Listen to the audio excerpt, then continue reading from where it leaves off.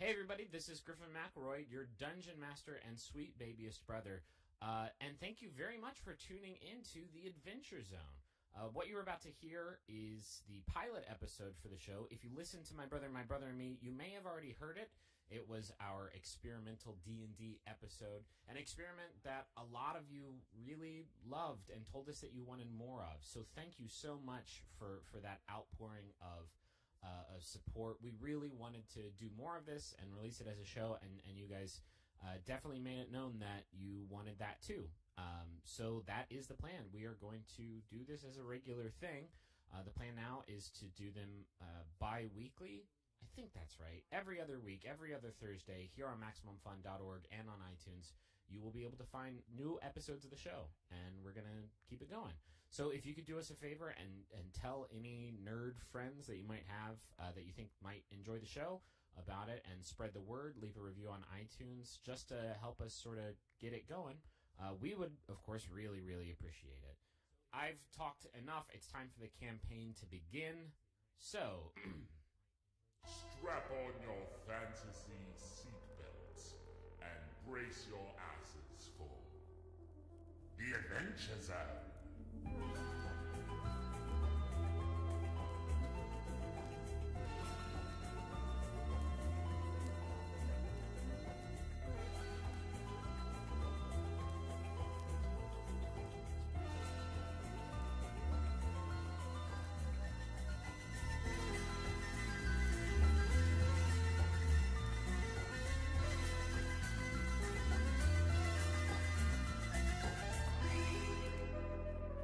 So you guys ready to make some dudes? Yeah.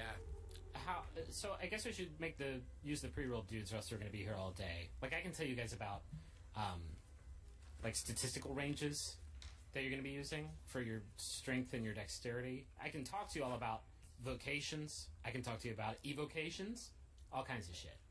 What about sponsors? I can talk about sponsorships. Basically, if you and a handsome teenager fall in love and played up, then you get you'll get potions that'll help you out. I should mention just off the bat that we are playing a Hunger Games role-playing game, and it's not an officially licensed product, but it's in my own division. Psycho Katniss? Okay, that seems obvious. Oh, is that like playing Odd Job? Yeah, she's very tiny. She's very hard to hit. Let's talk about our D&D experience, because I think we're all pretty uncomfortable right now. This seems a pretty good icebreaker. Travis, you played some 4th edition, right? Yes, I have played 4th edition and only 4th edition, but I played it, I don't know, I didn't have a regular game, like I haven't played a lot, but I've played, I don't know, 6 or 7 times. Jesus. What? Maybe you're not ready for this. Well, maybe you're not ready for the D&D acumen that I played one time twice. Okay, so there's 2 times then. I've never played in my entire life. You're the biggest goddamn nerd I've ever met. I know, and how did this happen? I don't know. Was it something you actively avoided? Because that's what I did for a while, where I just wasn't willing to take that step. I just never had anybody who was interested in it besides me. But you, came up in the Gygax era. Oh, yeah. You were in the... I've actually met Gygax. Did you really? Yeah. That's a fucking awkward conversation. So what's your thing again? Dungeons and Dragons? That sounds really good. Can't wait to play it, Gary. I know of those ideas as separate entities. Keep plugging at it, Gary. You'll get them. There. You'll get there. Keep it up. Keep it up with your role-playing, James. I think for a lot of people, Dungeons and Dragons was the last bastion of nerddom, the nerdiest thing you could do. Yeah. And it was sort of like the fail-safe, emergency. Well, at least I don't play Dungeons and Dragons. But the good thing is now LARPing's a thing. So yeah, so we can say someday there will be live action / fiction, and then LARPing will be passe, and then we can finally indulge. We're getting there with the Quest on ABC. So it's true. Travis, I need you to. Make that dog. Is your dog playing? Is your dog playing? Yes, part of the adventure. She is Princess Buttercup. She's playing as my dire hound lady. Okay. I will. You will have a dire hound if and when I decide that you've earned one. Do you remember how when you got Nessie, you had to like do chores and stuff to show you're responsible enough. I will give you a fake in-game dog, but you have to show me that you can take care of it and you can feed it and take. I rolled my own character and I wrote him a backstory. That's a step from the right direction, man. I have a name. Oh, so well, let's talk about the classes we're playing. Because we're only playing with 3 people, which is tiny. It's pitiful. We're gonna get just demolished. Yeah, you're gonna get wrecked. I'll be dungeon mastering, which I've never done. I actually did it once for Nirvana. a pickup game. What am I telling to Nirvana? 3 people is tiny. Sure. But you guys will be facing the horrors that I throw at you, and you'll be playing. I think we're keeping it pretty traditional, yeah. Yep. We got Travis. You're gonna be a fighter. I'm playing a human fighter named Magnus Burnsides. I love that. Magnus Burnsides? Correct. Is he? I mean, Magnus is that Greco-Roman in nature? Is he real historical fantasy? What's the deal? Yes, Magnus Burnsides is a real person that I based this on. Okay. I'm playing a wizard. Okay. His name is spelled Taako. So like take take a. Well, I mean that it's. Is your 2A, wizard so named? Are you naming your goddamn wizard Taco? His name is Taco. It's a family name. It's not pronounced like. Is it short for something? Taco Bell. He's actually Taco the Lesser. My father, Taco the Bell. Great. Taco Supreme. Please, can it be Taco Bell? I live in a cabana. I guess it's okay, Justin, because like in the infinite world of fantasy I'm about to craft for you, maybe tacos don't exist already, and it's just in the traditional sense. Oh my God! My whole goal is not realized. My goal It for this doesn't mean adventure anything. is to invent the taco. It's sure. Roll for salsa. You might need to roll for salsa. I don't know. You can take any number of checks. It can take a peppers check, a sauce check, a consistency A check, zesty check, a zestiness a check. freshness check, A soft or hard shell check. I love Conte it. check. I'm going to be so deep in game that your name's not even going to be ridiculous. What is a taco? Roll for zestiness. Roll for going and thinking outside the bind. Daddy, what do you? You're a cleric, right? I'm a dwarf cleric Okay. named Merle Highchurch. Merle? And that's Merle. See, that's a goddamn name. Put that. Yeah. I'm No, I'm sorry, just saying. Magnus Burnside. Magnus is a great name.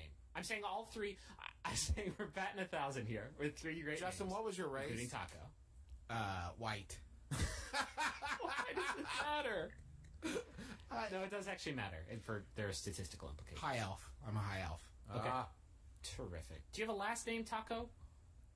Supreme. the Wizard. No. It's I'll give you Taco. It's I'll let actually you. taco again, but spelled differently. Taco. TAC. I do have a last name, but it's a secret that will only be revealed later in the adventure.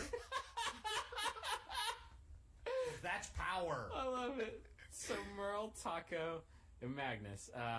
It sounds like the League on FX. No, it's fantastic. Thank you for plugging our FX sponsorship down. I was surprised that they would step in to support us, to give us that trust before we even started, but cool.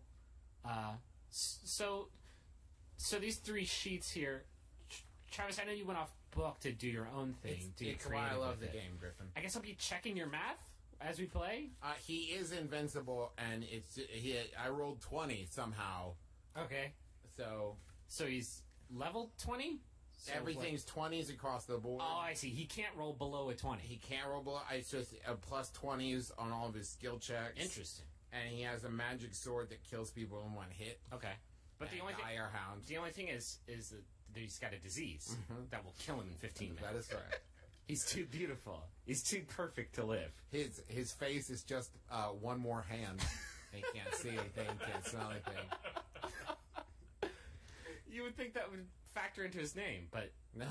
Well, Does his he have- parents didn't know he was going to have one more hand for a face when he was born. It was something that developed. I wrote a whole backstory about Okay. why he has a face for a hand. Or a does hand he- for a face. Does he have sideburns? No, full beard. But Burnside. But the sideburns are twice as bushy as the rest of the beard. That's the weird look. Well, he started to have sideburns, and then he just stopped. Okay. You know what I mean? But he didn't trim them down. He let it grow out. I understand. But he does carry. He carries a vanity mirror with him because someday he will decide to just take it back to the Sideburns, and he wants to be ready. I understand. So Magnus, I assume, is like ready to roll. I assume I'll be checking your math as we go along. For any Yes, cheating. I believe I have caught everything, and I'm ready to go. Okay. You want to give us like a brief overview of what he's all about? So he's a protection style fighter. Okay. Which means that he gets +2 while carrying a shield. Okay. Now I have to double check my plus thing. Hold 2 to AC. Which allows a fighter to here it is. Protection style fighting allows the fighter to impose disadvantage on an enemy attacking you or a target within 5 feet. Okay. If you are using a melee weapon and a shield. Okay. I can explain what all those words meant, Dad. And Justin, probably. And Travis. Okay, I should point out that we're playing 5th edition, which the starter kit is out for. The player's handbook isn't out. So we're all kind of learning this together, all at the same time. So I can explain some of those concepts to you as we go along. But that's basically... You stand in the way of shit, and you help people not get hit. I also my background is that of a carpenter, who has become a folk hero. And one of my special abilities is called rustic. You built a tight chair once. Yeah. You built a chair once, and the whole village came around. I built an army out of wood. Uh-huh. I have a special skill called rustic hospitality, which means... It means I make really great gravy. Come on in, sugar. Come on into this Burnside estate. And the rustic hospitality means that because I come from the ranks of common folk, you fit among them with ease. You can find a place to hide, rest, or recuperate among other commoners unless you have shown yourself to be a danger to them. They shield you from the law or anyone else searching for you, though they are unwilling to risk their lives for you. So poor people love Magnus, is what you're saying. That is correct. He's the Larry the Cable Guy of our team. He's the Cheetos of people. Listen, I reach out to real America. Yeah. And real America loves Magnus. They don't get Taka. Real Faerun or Forgotten Realms or wherever the real down-home Faerun. They love me. A couple other special things. My flaw is that the tyrant that I stopped will stop at nothing to see my end. Oh, shit. I believe in fairness. No one is above the law. Yeah. And if someone is in trouble, I will stop at nothing to help them. And thinking is for other people. I'm all about action. Okay, you're lawful, I'm assuming? Lawful good. Lawful good. Okay, sounds good. Cool. Yeah, you sound pretty set up. So let's move on to Justin, because you, I think, have the next in order of experience. Because you played once. Because you played once, which is infinity times more than Dad, 0. Right. Actually, mathematically speaking, that would still be 0. Hey, shut up, old man. We're playing I'm sorry games. about that. I love you. So We're playing games, not maths. I got Taco's wizard. Yeah. And I got spellcasting abilities. You didn't even... I mean, that was redundant to... I assume that your wizard was capable of... I have a book that I can look at to just relax a little bit and just get back in my zone. What is the book? What? Is it The Secret? No, it's a book that I carry around with me. It's the 7 Habits of Highly Effective People. Fantastic. It's a family tome. Taco needs a minute. It's a record of my life's work so far, the 7 Habits of Highly Effective Elves, and I carry it around with me, and it helps me. Can I ask one or two of the habits? I imagine looking at trees is one of them. Yeah. Long hair. Man, is one. Your flaxen okay. Hacky sack. I dig it. Don't forget hacky. Hacky sack. Is that flavor, or does that have a mechanical context? It does have a mechanical effect. I can rest once per day and recover expended spell slots. Okay. So with a combined level equal to or less than half of my level. So spell slots is a sort of a new concept. Well, I mean, it's an ancient old concept that they sort of brought back for 5th edition. And Dad, it applies to you too as a cleric. Both of you have a type of spell called cantrips, and you can basically use those whenever. Some of them may carry a resource or component cost, but I'm not really concerned with maintaining that element of the role playing because I don't want to give you guys like in-game fake shopping lists for bat wings and shit. So these cantrips, you can do whenever you want, as many times as you want per day. So Justin, Taco should have a few written down there. I don't know if you want to go shopping around in the guide to switch those out, do some comparison shopping to find the spells that are right for you. There's some solid ones in there already. Mage Hand, it's basically telekinesis, essentially. You can pick shit up and move it around from a distance. Prestidigitation is sort of distracting spells, minor illusions. So how many do I and start stuff. with? You have 4 cantrips, and they're listed in that box, sort of in the middle there, of your character sheet. Okay. You've I also see that. got Ray of Frost, which is the one you'll most commonly use in combat, probably. It's a damaging Ray of Frost that you use to hurt and slow So enemies. I have 2 first-level spell slots that I can use to cast my prepared spells. Right, so aside from your cantrips, if you're going to use at will at any time, you have this concept of spell slots. So of your list of spells that you have memorized, which if you look down at the spell book part of that box, Juice, they actually have picked some out for you already. Perfect. Which I like again, those. no, they're good. They're I mean, you pretty got solid. magic missile. You got what more do magic you need? missile. You got shield, which can protect you in a pinch. You got mage armor. You got which sleep increases if you're your having a AC. hard time catching some Z's. You got sleep if your doctor refuses to refill your Ambien prescription. Hey, look, that's not funny. It's, I suppose it's not. You got burning hands. You got the hits, right? But to use those, you'll have to expend a first level spell slot because they are first level spells. So And you can only use them once. you go no. You can use each individual spell as many times as you want, but each time you do, you burn one of those spell slots. So you have 2 first level spell slots, and when you use one of those spell slots, you burn one of those up, and then you can use one other thing from that first level list, and then that will use another spell slot. And with your recovery, you can recover those on a short rest, which is any rest that takes like an hour. Basically, you can do that between fights. You drink a Capri Sun, and just like Eat a power bar. eat a power bar, eat a Luna bar, get your electrolytes so right, and then you want a short rest, you can do whatever. On a long rest, you basically start back from 0. You get all your spell slots back. You So fully I've heal. also can see in the dark. Oh, you have dark vision. Yeah, I can see in the dark, just like it's bright light. I can only see shades of gray though. Oh, And- wow, and- 50 of them. Yeah, Ain't that the 50 way? little shades. I could have an advantage of saving throws against being charmed, Okay. and magic can't put me to sleep. Except, And I don't- that's what a curse. You can't use your own sleeping spell on yourself. Oh. To get those goodsies. Maybe you're taking a trip tomorrow and you're Actually, nervous. elves don't sleep, Griffin. You should know that. They meditate deeply. Fantastic. Yeah, and I got a shelter of the faithful, so I'm a servant of Omek. Not all.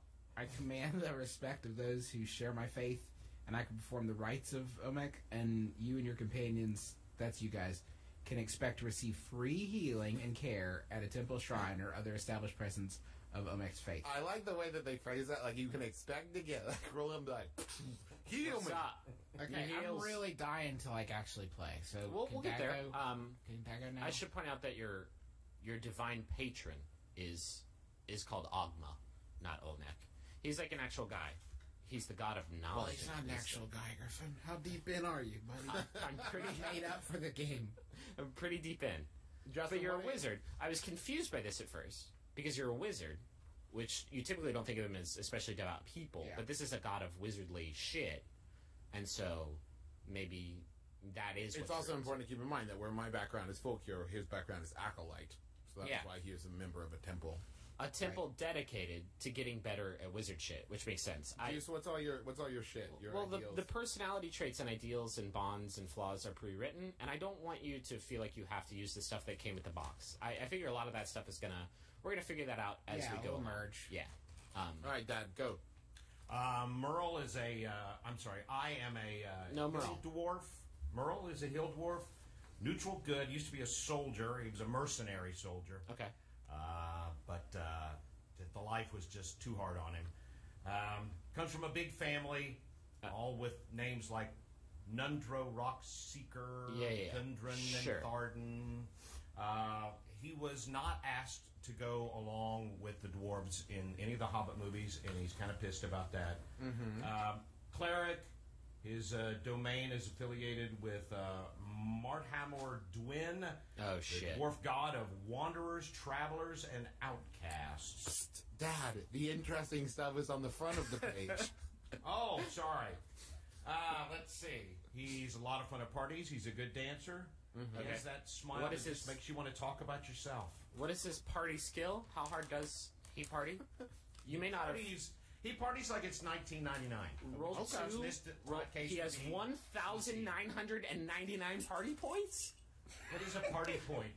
Why do we even need to play? Where is a party point? Dad already Machine. won Dungeons and Dragons with his pre-rolled broken character. I thought Travis is... Who is sorting coins in a jar? I'm sorting out my dice. Oh, Jesus. You're getting ahead of the game a little bit. So Dad, as the cleric, you are The healing. healer. You are going to be healing. But if you look at stuff like... Travis, you do I'm need to done, be part I'm of this done, I'm dice, done, though. I'm done. It's like you've made a maraca of them. I put them in a glass mug, which, in retrospect, that's bad podcasting. Yeah, right there. it's just one-on-one bad sound. Oh, Jesus. I'm Put done, them I'm down. done now. Sit them still. Dad, you have a pretty high armor class, which Yeah. makes you pretty hardy. You also have a warhammer that can deal a lot of damage, so you're not this frail, weeping, shrinking... What's the phrase? Shrinking violet. You're not that. Or You can get in. wound. You can get into the shit. And I'll I plan on imagine that you will. I just like when I was in Nam. You also have cantrips, like Justin, that you can use at will without burning through anything. You have light, which casts a light on things. You have Sacred Flame, which is sort of a ranged attack spell. You have Thaumaturgy, I think I'm saying that right, which can be used to shut or open a door, for example. It has a lot of different implications. Here's what sucks, is they have not picked out your spells for you like they did for Justin. I guess they knew that you hadn't played before, and they wanted to make this as hard on us as is humanly I possible. actually have a couple in mind. Now, I picked two to prepare. So, as I will say, as a disciple of life, which is every cleric has like a specialization. Yours is the life tree, which is basically healing. It's about being hardy. That is why you have this heavy armor specialization. Is because you are a disciple of life, basically a disciple of not dying. So, as a disciple of life, you automatically have bless and cure wounds. You already have those memorized. okay. You don't have to spend your time memorizing those. You've got those in the bag, basically. Okay. So, do I need to tell you right now the two I do want to load up? You have 4 prepared, right? And then when you use one of them, it uses up one of your spell slots. But you don't have to pick the 2 way in advance. All right. Okay. That's cool. So then I think we're more or less good to go. I guess as just sort of an overview of how Dungeons and Dragons works, because Dad, you're literally starting from scratch here. You can see all over your sheet you have different modifiers, different numbers, different stats. The basic mechanic of Dungeons and Dragons is you say what you want to do. If it's something like, I'm going to attack that person, that's pretty easy. You just roll your 20-sided die, and then you add a relevant modifier to it, and if it beats their armor, you hit them. That's sort of the basic idea of Dungeons & Dragons. If you want to get more creative with it, then there are rules in place that will help me sort of interpret your action and make it something that happens in the game. But almost always it's going to be roll a d20, you add a modifier to it, and then if it beats a target, then you can do it. And you did it, and I'm proud of you. Thank you. The only other big thing, and it's new for 5th edition, is the idea of advantage and disadvantage, which can be conferred in any number of situations. Maybe Justin helps Travis, or sorry, Taco helps Magnus. Travis, I almost feel like your name is going to be hard to remember next to Taco. It'll stick. Because I wasn't creative enough. Let's call him Maggie. Maggie. So, Justin, Taco, could help Maggie with a shot. He could restrain an enemy. That would give Magnus an advantage on his attack. That means you roll 2d20 instead of 1, and you get to keep the higher result. Is that like a special power I'd use? I mean, no, it is a mechanic that can be used in any number of situations. If you get a surprise attack on an enemy, maybe you jump out of the branches of a tree and attack them from above. I could choose if you're... Well, that I guess has gone by the wayside. Oh, really? But yeah, if you do sweet shit and I feel like it, I'll give you advantage on the attack. Maybe you're bound. Maybe you can't see an enemy so good because you got mud in your eye. It doesn't all have to be about mud. That's just where I'm at right now. You will have disadvantage on the attack, which is the same idea. You roll 2 dice, but you have to take the lower result. Interesting. Okay. Which is bad. You rarely want that. Ditto, I've got a question. Yeah, please. I don't have any spells. Do I have any, like, special attacks? So let's talk about that, because you're coming from 4th edition, and in 4th edition, everybody had powers, right? The idea was powers. You had at-will powers. You could use it any time. You had encounter powers, which you could use once per fight. And daily powers you could use once per day. Everybody had that. And they were basically... everybody was a wizard, right? Mm-hmm. Like, everybody had abilities that I can shout at you really loud from far away and it does 2d6 damage. So, like, that idea is gone. The rules, as they stand now, are getting back more to the idea of playing your Dungeons & Dragons. And in 4th edition... Pin thy name here! You knew the job was dangerous when you took it. Fighting against things that are going to be stronger than you. What knife? It's like a pocket knife. It's like a... This is Satan's territory, essentially. Cool. I will draw upon my years of reading doorstop. Pin thy name here! In for him! I've got a huge... No, that's how he sounds. You were interpreting these low grunts. Where to start? Cool. So if you guys step in the Imagisphere here. Okay. That's I didn't know sound... we do sound effects. Yeah. No, it's hovering. So our story actually starts with the 3 of you, and you guys can establish, if you want, how Magnus and Taco and Merle know each other. Craigslist. Craigslist. Which is actually a list that a gnome named Craig puts up on a tree every day. At a tavern, perhaps. Want to make friends? Join my list. Pin thy name here. In for him! I've got a huge... I've got a hungry butt over here, looking for a young stud, a young dryad. Fantastic. You dryads down the clown? So you find each other on Craigslist. Maybe you've been doing some odd jobs around. The economy's in the shitter, and you have a hard time doing work that does not involve goblins and or skeletons. Travis, your carpentry is... Nobody wants chairs nowadays. People are more into iron wrought things. You know, iron's going to go out. Yeah. Go out of fashion. People will be back into wicker. Bronze Age is going to end sometime, right? Mm-hmm. And then it's going to get retro back into wood. So the 3 of you have done a few jobs together, probably. Over drinks one night with Merle's cousin, whose name is... Shit. His name is Gundren Rockseeker, who I assumed is just named that so you know from the start here that we are now playing Dungeons & Dragons. His name is Steve Smith. These names are out of control. I may eventually shed the booklet I'm going out of, which I'm really hoping you guys didn't read, because I bought all of you starter kits. And you could have just cheated and read ahead in this adventure. Gundren Rockseeker comes to you guys in a bar. Maybe you've had a few drinks, maybe not. I don't want to make assumptions. Maybe you're all straight edge. Maybe you don't like to.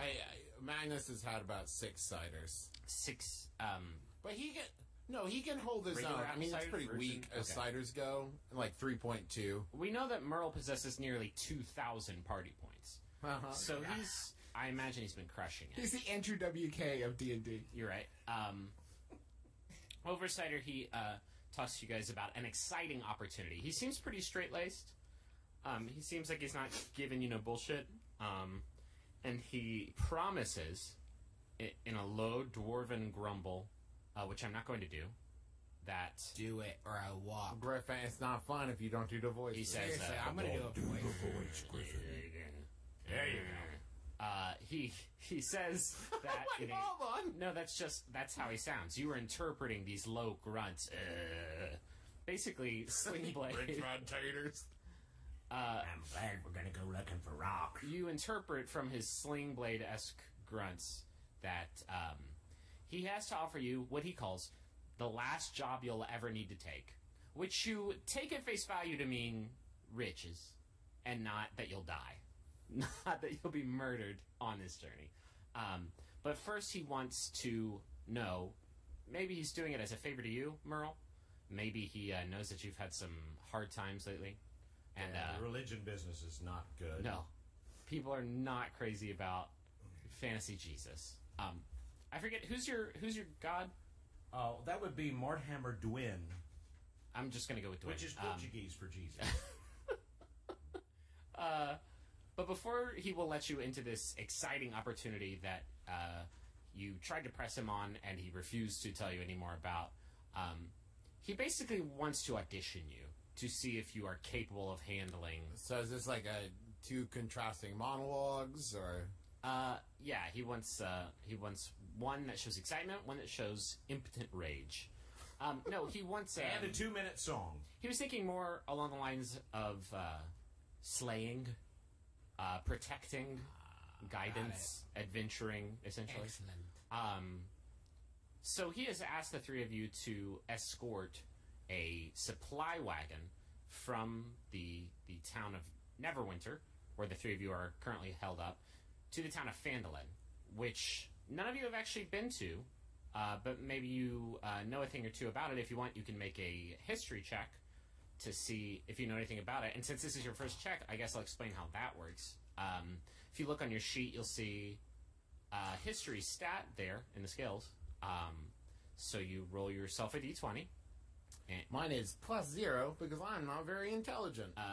it's actually a wisdom-based roll. So what you basically, History? what basically all those, yeah, history is a wisdom. No, I'm sorry, that is intellect. You're right. Can I roll? Everybody can Let me roll, roll. sure. I got 12. I got an 18. 18 raw. Yeah. Dad, you wanna, Merle, you wanna give it a shot? I got a 9. You rolled a 9, or with your? My Yes. modifier is 0. This is our first roll in our this magical fantasy world, and we're basically using it to fucking map quest something.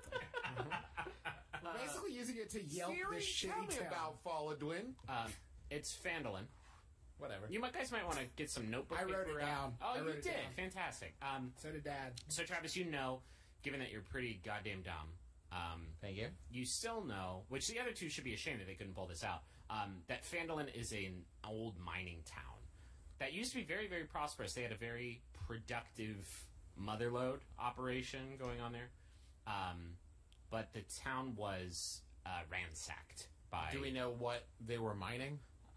Actually, they were mining magical ores. They found a deep magical vein within the earth, and sort of the creation of magical items and the mining of ores that could be used inside those items sort of turned it into a extremely profitable town very, very quickly.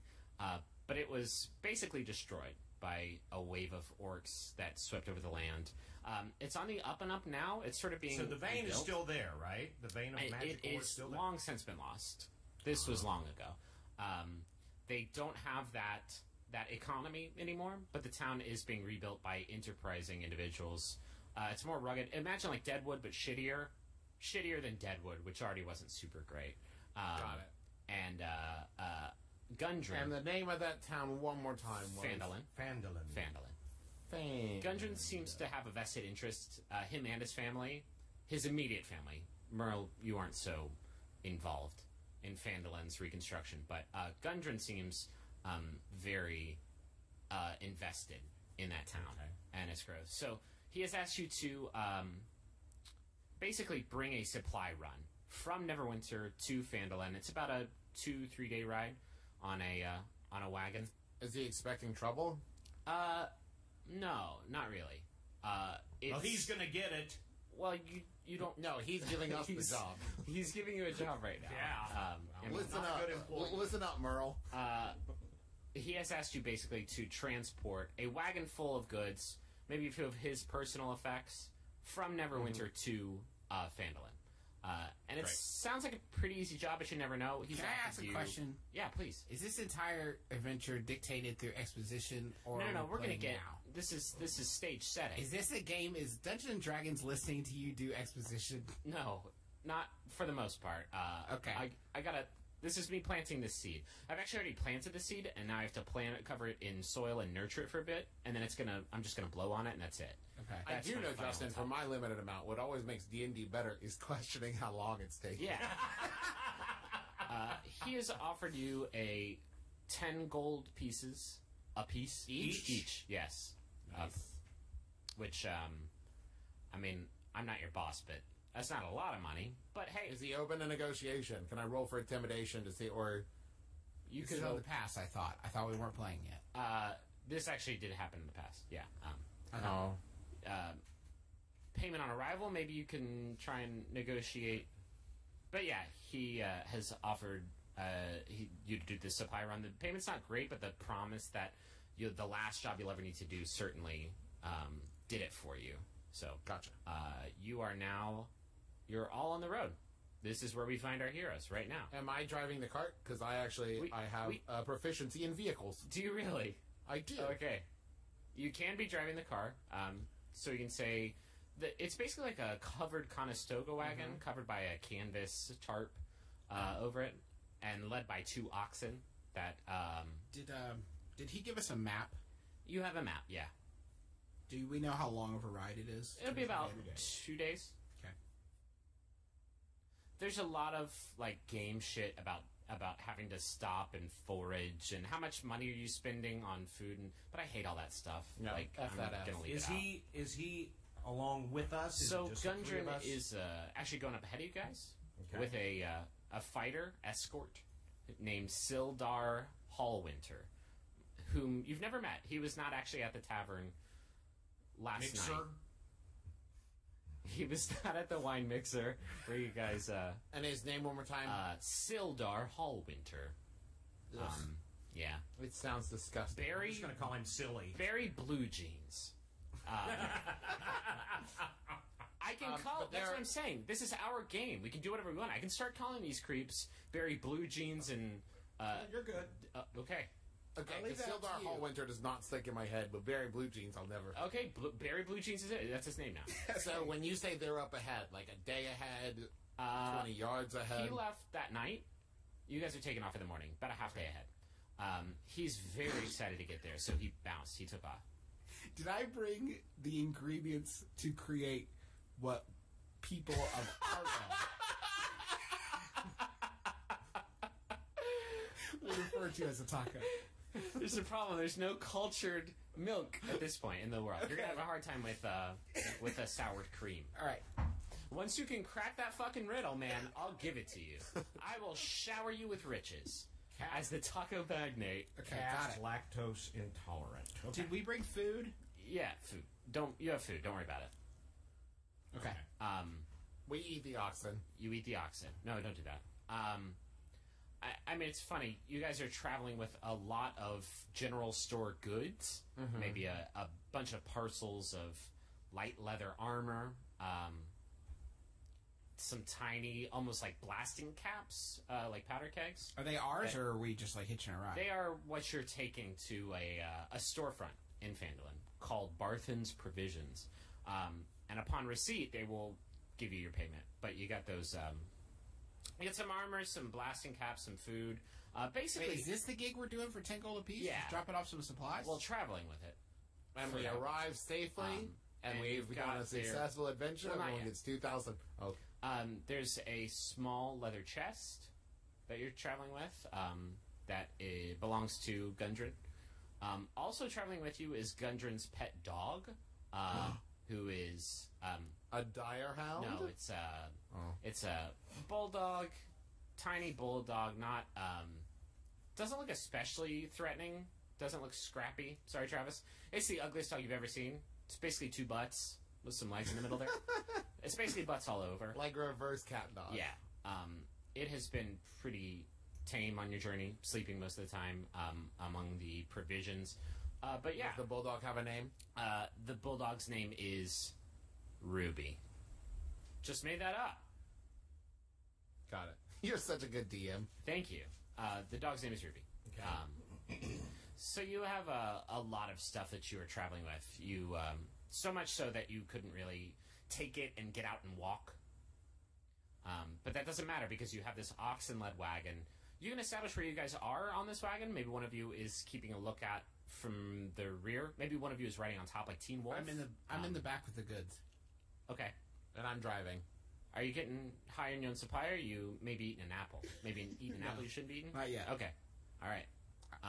Travis, you're driving the oxen? Yes. You said? With Okay. my vehicle proficiency, I'm driving quite well. I don't know how to interpret vehicle proficiency. Everyone is I'm not very impressed. You're not gonna- how well I'm driving. You're not going to hit a fucking ramp with your Listen, if we got to get away from Boss Hog, I'm the guy you want at the Yeah, front of the sure. wagon. He does. Merle, where are you? What are you doing? I What's am your scene? probably studying my cantrips. Okay. Just preparing. You mean, just say masturbating, Dad. I'm deep in thought Don't come in, Mom. I'm still in my kid. because something about this whole thing stinks to me. I've never Why, liked Gundren, and I think there's something up. I guess, like, why can't he do both? Why can't he masturbate and also cast ethereal light? I don't onto see a things? role for that. Yeah. Roll to masturbate. I think he was sleight of hand. Yeah. Hey, listen. Can I do things yet?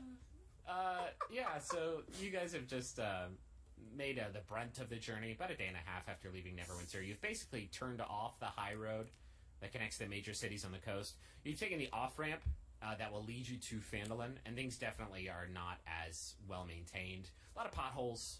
Don't worry, I got a lot this. of great infrastructure.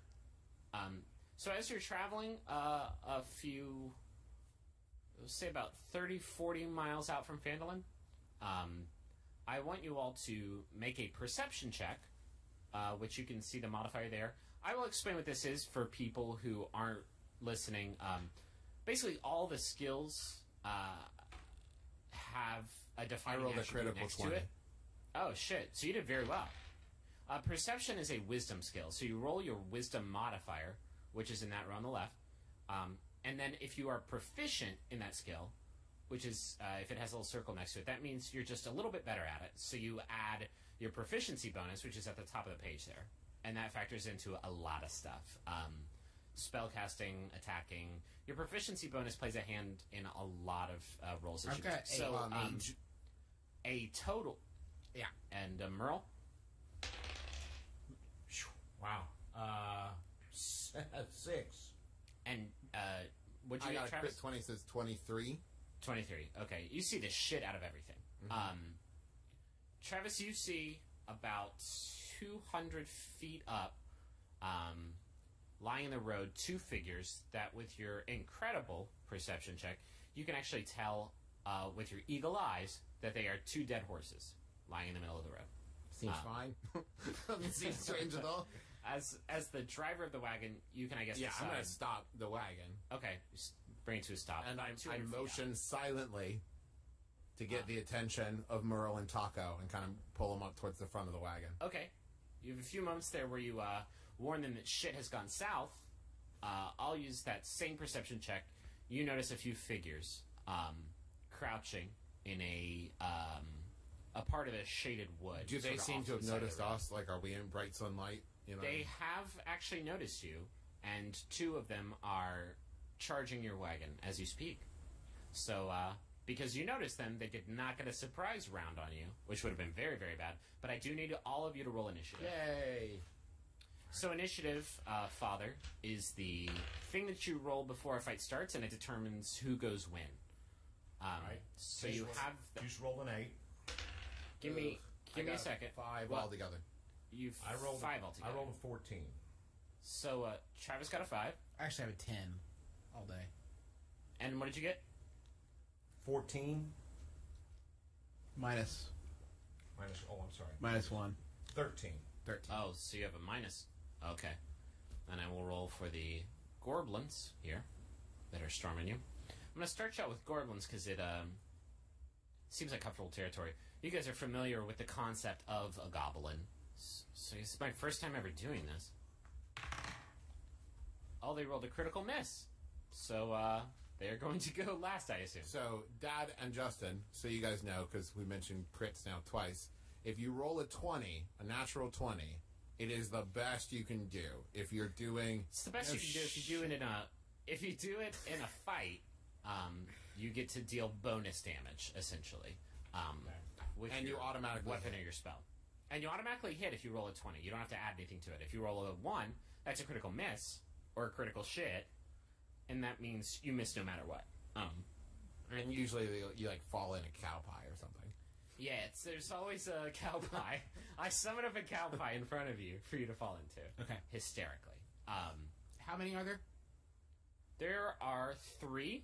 2 of them are rushing the group. One is pretty heavily obscured by the brush, probably about 40 feet out, sort of between you and the horses laying in the middle of the road. So, yeah, the goblins are getting... They got pretty close before this fight started. They moved... Before anybody moves or takes any actions, we will start at the top of the order, which is Dad, Merle. So if you look inside of the rule book that came with the starter kit, I don't know if you have that in front of you or anything, it has a list of actions you can do. Okay. What section can't- under? Actions in combat, page 10. Essentially, on your turn, the 2 basic things you can do are move, which you can do up to your speed, which is on your sheet there. It typically, in D&D 4th edition, you had a game board where you could track position. Here, it's not as important. I kind of fudge a lot of it, and I try to keep in mind like who is where and who's fighting whom. So yeah, you can take a movement up to your speed. Do I and have you to take a can- movement? You do not, no. You can Okay. also take an action. Those actions might include attacking with one of the weapons you have, casting one of your spells, be it a cantrip or a first level spell. Maybe you want to drop a Sacred Flame on one of these guys. You have a lot of other actions you can do other than just fighting. You can try and grapple an enemy. You can aid one of your teammates. You can try and do another perception check to search the area for other dangers. You can basically do anything, and Okay. there will be a rule to interpret that idea. I know what I want to do. Okay. I want to So, cast... so where were you? Can I ask one quick question? Yeah. Are we definitely sure that these are bad guys? They have weapons drawn and are rushing at your cart. And which saying, is- welcome! Would it spend like a turn if Dad was like, whoa, Kimasabis? You cool? Hey, you cool?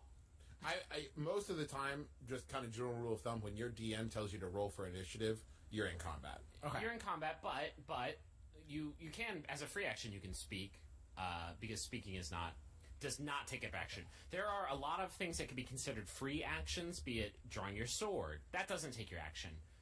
Or else that would be shitty. Talking to somebody, not an action. Sometimes using an object, like maneuvering a complicated device, that will take an action. It's kind of up to my discretion what does and doesn't take Okay. an action. So if you want to, if you want to, you can also make an insight check for free to see if these guys mean business or not. Or you can talk to them. They probably won't know the language you're speaking.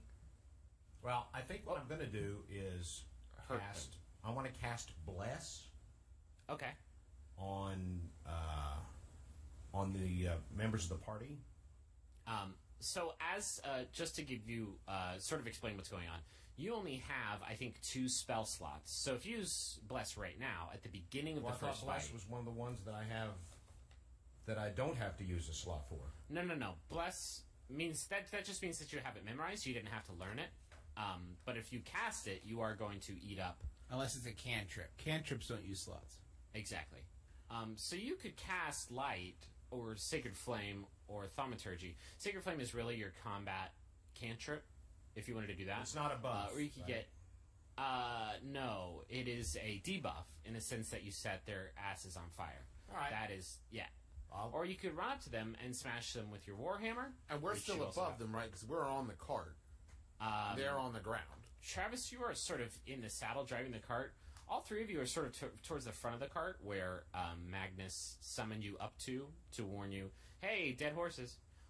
So you are all basically towards the front of the cart and can easily hop down. It's not especially high up.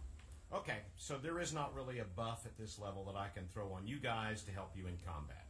Not without burning through one of your spell slots, Okay. which I will, out of character, tell you, these goblins probably don't merit the caution that you're putting into it. What was the bolt thing you told me about before? Sacred Flame. You have Sacred Flame. Sacred Flame. All right, I will hit him with a Sacred Flame. Sacred Flame. Hopefully Dungeons & Dragons will come up with an application that will keep you from having to look up your spells as you cast them. So Sacred Flame you cast upon one creature that you can see. It's got a range of 60 feet, which is, you got it. You're looking at the front of the wagon, so you can obviously see them. And they make a dexterity saving throw, or they take 1d8 radiant damage. So so 8 plus 5. Okay, so I think the formula for saving throws is 8 plus whatever your spellcasting modifier is, which is 5. So they have to beat a 13, or else they're going to be set on fire. Okay. A 10 plus 2 is 12, so... Griff, it says in the spell description here that the target has to succeed on a dexterity saving throw. Right, that is what they're attempting to do. Alright, got it. They rolled a 12, so they barely miss it. So you roll 1d8, you roll the 8-sided die, and that will establish how much damage they take. Okay. Is this... Yeah. Is it? It's the one that doesn't have any numbers higher than 8. I rolled a 6. That is pretty... That's very, very good. So you attack... you launch some fire onto the goblin closest to the wagon, and with that, he looks like upon death's door. And the other goblin that you can see, the one that's not in the brush somewhere, just sort of stops in his tracks and is like, shit.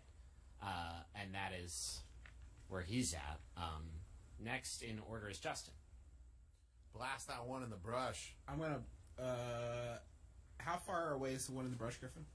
The one out in the brush is about 40 feet out. Okay, now, question. Yeah. Do I see the one in the brush? You actually do not. Travis is the one who spotted him. Oh, okay. You can search for the, you know sort of the general direction. If you try to cast a spell at him right now, you'd have disadvantage. Because you don't exactly know where he is. If you want to do a perception check, it would take up your turn, but you could get a pretty good idea of where this person is.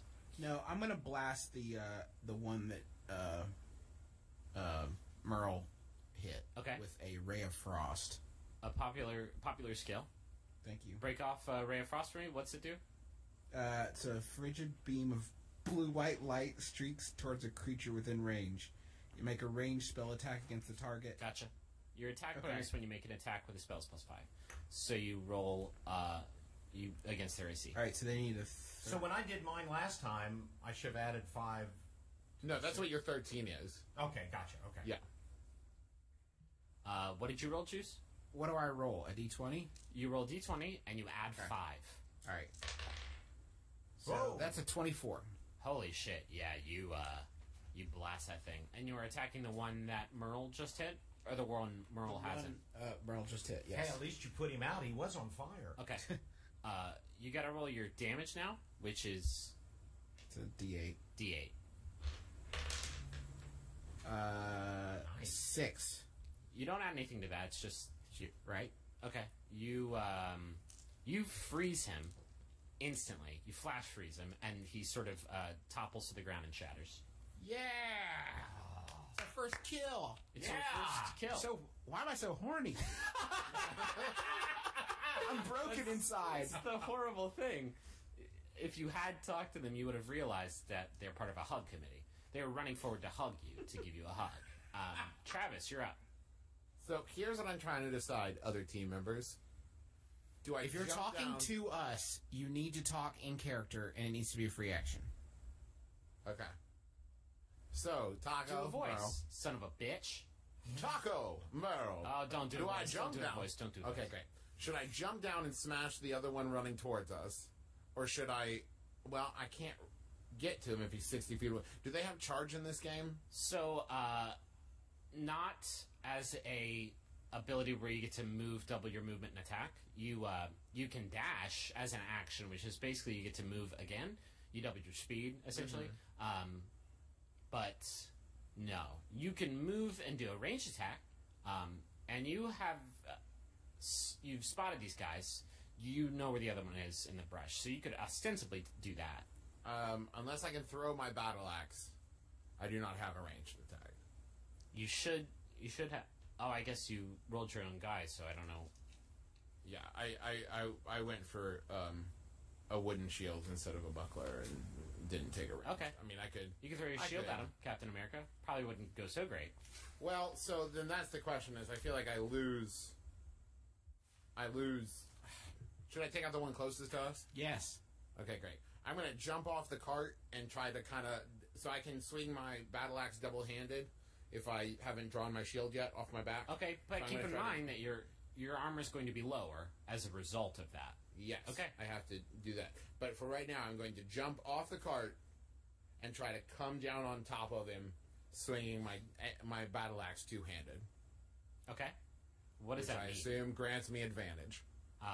If you do a leaping strike from the wagon down onto the dome piece of this Gorblin is what you're Yes. telling me. That's what I'm trying to do. The Gorblin is probably about 15 to 20 feet away from you. He's not right next to the wagon, so that's a Well, that's a Magnus has a vertical leap of 18 feet. I'm gonna make you. I'll let you do it, but you have to make a very low athletics check. If you're just jumping, that's athletics. Terrific. I have +5 athletics. All right. We'll So say you that's need to beat 16. yeah, that'll do. That'll do big. Great. So you are allowed to make this stupid attack that you're making. So doing the battle axe two-handed means my damage is 1d10 Okay. instead of 1d8. but you have to actually roll the attack, Yes. Okay. I realized. and you have advantage, so you can roll 2d20. Great. So I rolled a 20 right there, so I'll roll again. You rolled a crit. No. Okay. It was 15 + 5 and then a 9. So a 20 was my highest. Okay, yeah, that'll do it. And I'm going to roll 1d10. Is that this one? Yeah. So that's 10 + 3, 13. You rolled max damage. Yes. You cut the thing in half, long ways. You cut the thing in half The knave to the chops. in like the direction that if you had your choice, you would least like to be cut in half. I would say. Got it. You have the least survivable halving that could possibly be conceived. So you guys are moving through this much faster than I thought you would. Shit. So the other goblin that's out in the brush pops up, almost like, "Yeah, guys, get him!" Oh no, God, no! He sees. My He says, friends! "Wait, I thought there were only 2 goblins out there. Why are there 3 over there? Oh, Jesus, Jerry, no!" He just had a kid. He is Jerry. he is horrified, and draws a what does he draw? Draws a short bow, and takes an arrow out of his quiver and seems to fidget with it for a bit, and then you see him light the arrow on fire and launch it in the direction of we'll say Magnus, since you are actually who's still on the wagon? Both of them are still Merle on the and wagon. Taco are still on. I fell off the wagon. Let's say he launches it at Taco. So he makes a range attack. He rolls a 5 + 5, which is +4. 5 + 4 is 9, which I assume is not going to do it. Doesn't do it. So, Justin, that would be against your armor class. That would be since against it's your armor 12. class. What is your AC, Juice? 12. Yeah. So 9 doesn't cut it. It sort of twangs into the side of the canvas of the wagon instead. Oh no! Is it setting our canvas on fire? It has actually begun to set the canvas on fire, and it almost seems like he's satisfied with that result. And as you guys are distracted by the flames, he turns around and starts to hoof it His speed is 30 feet, so he gets a pretty good distance into the brush. So he's how far away from the wagon?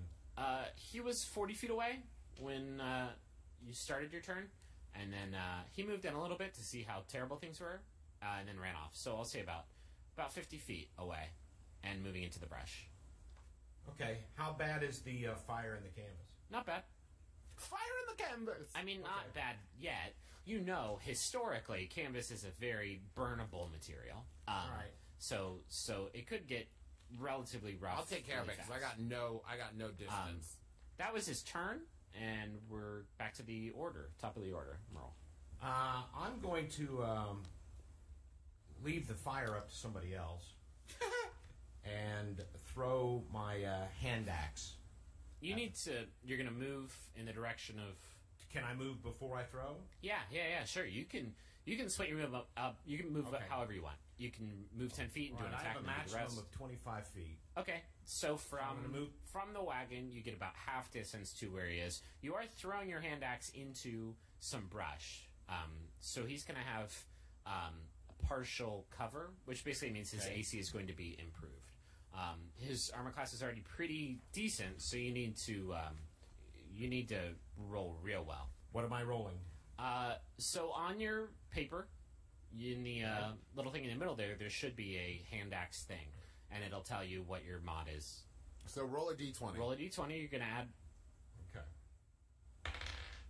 14, and I had 4, so that's 18. 18. He would have had 17 with that cover, so yes, you just barely... You throw it into the woods. You can't exactly see. You see, like, branches rustling, and you throw your axe in that direction, and you hear, ah! And so you know you probably connected, and got some meat in there. So roll 1d6 plus 2, and that's your damage. Yeah. Okay. Whoa. It's a 6 plus 2 is 8. After you hear that, you don't hear anything ever again from that guy. He never makes another sound ever again. At which point we quickly put out the fire. Yeah, it is so small. Wait, I was going to use prestidigitation on it. Okay, Justin uses his prestidigitation. Taco maybe says a magic word. Maybe says... I have the ability to instantly light or snuff out a candle, torch, or small campfire, so I think that'll work here. Yes, definitely. It's not bigger than a small campfire, so... Do you say some tight shit when you... Yes. Yeah. Say the incantation. He certainly does. Yo quiero! You can't... That can't be his... Yo He says, I want. I don't think, like... Can you do me a favor and look at... I believe it's your other proficiencies in languages section, Okay. and what it says under there. I'm looking at his. It does in fact say Yokio. You guys just won your first fight with fucking aplomb. 1 kill each. Yeah, you didn't take a lick of damage. Perfect. Hey, let's search these fools. Yeah, I want to go search him. I don't know how to do that. Is there anything on the goblins? You're not allowed to search. Let's search them. Well, one broke into 1,000 pieces. One's half, so he's covered with goo. The ice, Can't that I find checked the its other one in the pocket. weeds. the ice I'm not one's probably a proud of that. non-starter, but... Don't you think we ought to check on Gundren and Silly One of Sally? them, Oh shit! one of them actually has a collection of small coins, coppers, silvers. They have a lot of them, though, which equals out to about 20 gold pieces, which you can split Yeah. up however you want. Well, for right I now, will I'll leave the just go currency ahead up and to- hold on to it. Sure. We can split it up once we No, get there. I should think... Trust the cleric. I'm the religious one. Okay, how about we each get... So, I felt like the cleric and I did most of the work there. All right. Listen, let's... Here's what I suggest. We each take 6. We put the rest into a pool that we'll split later. Good idea. Okay, every time one of us dies, we'll add 5 more into it. Excellent. Last one alive gets So it. we'll just take... So it's a tontine. Okay. Excellent. Yeah, that's what you find on them. Yay, Looking us! over- yeah, you guys did great. Yeah, we did it. Hold, wait, what are you doing? My dad was stuck to the chair. Stuck to the chair. Oh What, boy. okay, he unplugged his headphones too. What are you doing? Just getting up. Why are you He's getting so up? excited. You're I was plugged gonna in. dance. Oh no. He's Podcast gonna do- is not he's an gonna do inherently celebration. visual medium. Dance on our Murder podcast. dance. Murder dance. Okay. Oh, now he's gonna eat my shrimp. I'm in hell. This is the worst game ever. All right. All right, now what do we do? You tell me. I'm done telling you what you I want to did find last out what's up with those horses. We gotta I go think that- check. Hey, We can gotta we go check can on we the other please guys. figure out some sort of order to this? Because I feel right now we're all just shouting. So can we take turns? I feel that that Merle may be right, and we need to check on the horses and see if we can find any indication that those were Gundrens and Barry Blue Jeans. Okay. The horses are covered in well, not covered. They have a few obviously mortal holes in them, arrow holes. You recognize them as. But somebody's taking the arrows back from them. A very prudent They're archer. dead? They are They're dead. not asleep? Oh, by the way, can I grab that short bow from that dude so I can actually have a ranged weapon? You can. It's not great. That's fine. It's better than what I It's got now. not a which is nothing. great short bow. If you want to look at the guide and see how short bows work, you can go for that. Travis is a good looter. You are. Yeah. I'll also assume that there was a quiver of arrows you can use. Make sure that you pay attention to whether or not you're proficient in bows. I assume you are. I think fighters are typically pretty good at just weapons. Yeah, I'm in general. proficient at all martial and common weapon, simple weapons. These were that was sort of the crown jewel of the weapons they were using. The other two didn't have longbows. They basically had shitty swords that aren't worth your time. Do I need to go recover the hand axe? I will just assume that you did. Okay. Unless something happens to you where, like, you are spirited away somehow before the end of the fight, you recover all of your arrows and weapons and stuff like that. Again, that's like another D&D thing of, like, I don't want you to have to go in town and be like, well, off to the arrow store. Because that sucks. Although some people that would work. No, that's, what I mean, some play people for, do it yeah. that way. It's just not what I'm into. Okay. So, yeah, you got these two horses. They are dead as shit. There are a few empty bags and containers lying around. Are they cold? The horses? Yeah. They are actually a little bit warm. This was not a... Okay. This did not happen last night as soon as they left. You assume maybe they made camp after leaving the tavern last night, and this may have happened within a matter of hours. And, in fact, why don't you guys make an investigation check if you want? And I can tell you what you can discern. So I'll explain the difference between investigation and perception. Perception is basically when you can't see something and you are trying to find out if something is there. That's perception. If you know something's there and you want to know more about it, that's investigation. I rolled a 2. I can't find my own buck. You're like, Wow. You like look at these big dead dogs. I could see it from far away, and then I knew nothing yeah. about it. 17. 17 investigation. Okay, Merle. Wow. What do I add to it, Justin? The investigation number next to investigation. Okay, so I rolled an 11. Okay. Merle and Magnus, you are sort of clueless. You notice the horses are sad about them. Justin, among the containers, you notice an empty map container. Maybe a tube that a roll of parchment could be secured inside, or what you might ship a poster in, but fantasy-like. Which you actually recognize from the tavern last night as something that Gundren did have on him at the tavern. It's been uncapped, uncorked. It is empty. Okay. But you do take it to mean that these two horses did belong to Gundren and Barry Blue. Now, I'm sorry, didn't Gungeon give us his map? No, he didn't. He didn't give you his. This was a different map. This is not a map that it's a map that not a map that gets you from Phandalin to Neverwinter. That map doesn't deserve a container. That's a shitty map. That's a dumb map of a route that anybody should know. So this may be the map to this lost ore mine. Possibly. I think it's playing into my suspicions that he's Yeah, I think trying to pull something over. He had something else going on. A map, So cartographically based shenanigans is what you're Do saying. we see anything as far as like any other is there any indication that they were also killed here? Make a perception check, looking for, I don't know, blood or viscera. 23. I need you guys. I rolled a 1. Okay. Yeah, 23? 23. Justin rolled a 23. Y'all gotta make these checks so much faster. Dad and Justin are sharing a dice. Can we just assume that if I got 23, then like... Yeah, Okay. So Taco, you don't see any blood or anything on the ground. I mean, there is a lot of horse blood, and it's really hard to tell. I mean, obviously, it's more beautiful than human blood, more perfect. Silvery. It's silvery, but you don't see a lot of there's not a Sildar-shaped pool of blood on the ground, where maybe he was dissolved. Can I make an observation? Yeah. I think it's wonderful that you continue the Mabimbam tradition of killing horses. I didn't do it. On this show. I didn't do it. Gerblins did it. Okay. So Those evil Gerblins. you don't see any blood or anything, but you do notice, with your keen perception, you do notice a pattern in the dirt that suggests that that they were perhaps dragged into the brush around the area where the one goblin shot his fiery arrow at you, and then Dad threw an axe into the darkness and snuffed them out. Can we go back to the brush and explore that again? Yeah, sure. Well, in fact, now, hold on. Hold on. So, If I may, Magnus raises his hand for a minute. I'm not an intelligent man, but we've got a cart, packed to the brim with goods sitting here. Should we just be wandering off away from that cart? Okay, well, I'll tell you what.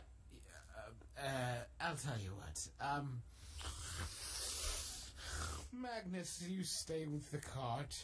With my let's go. I'm the only one that can deal damage. Superior perception. I'll investigate the brush. you could also hide your cart in the brush. Sounds like quite the production.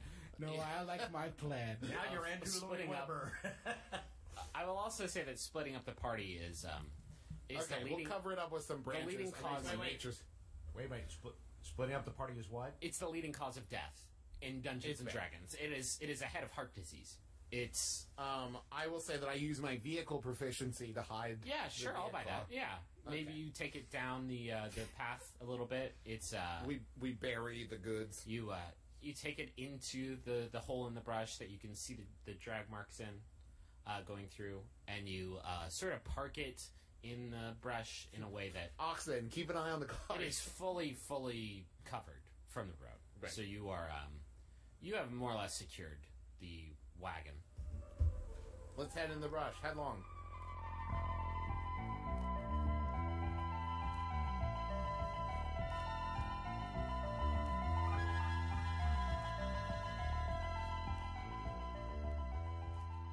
Oh boy, how are we gonna get out of this one, Travis?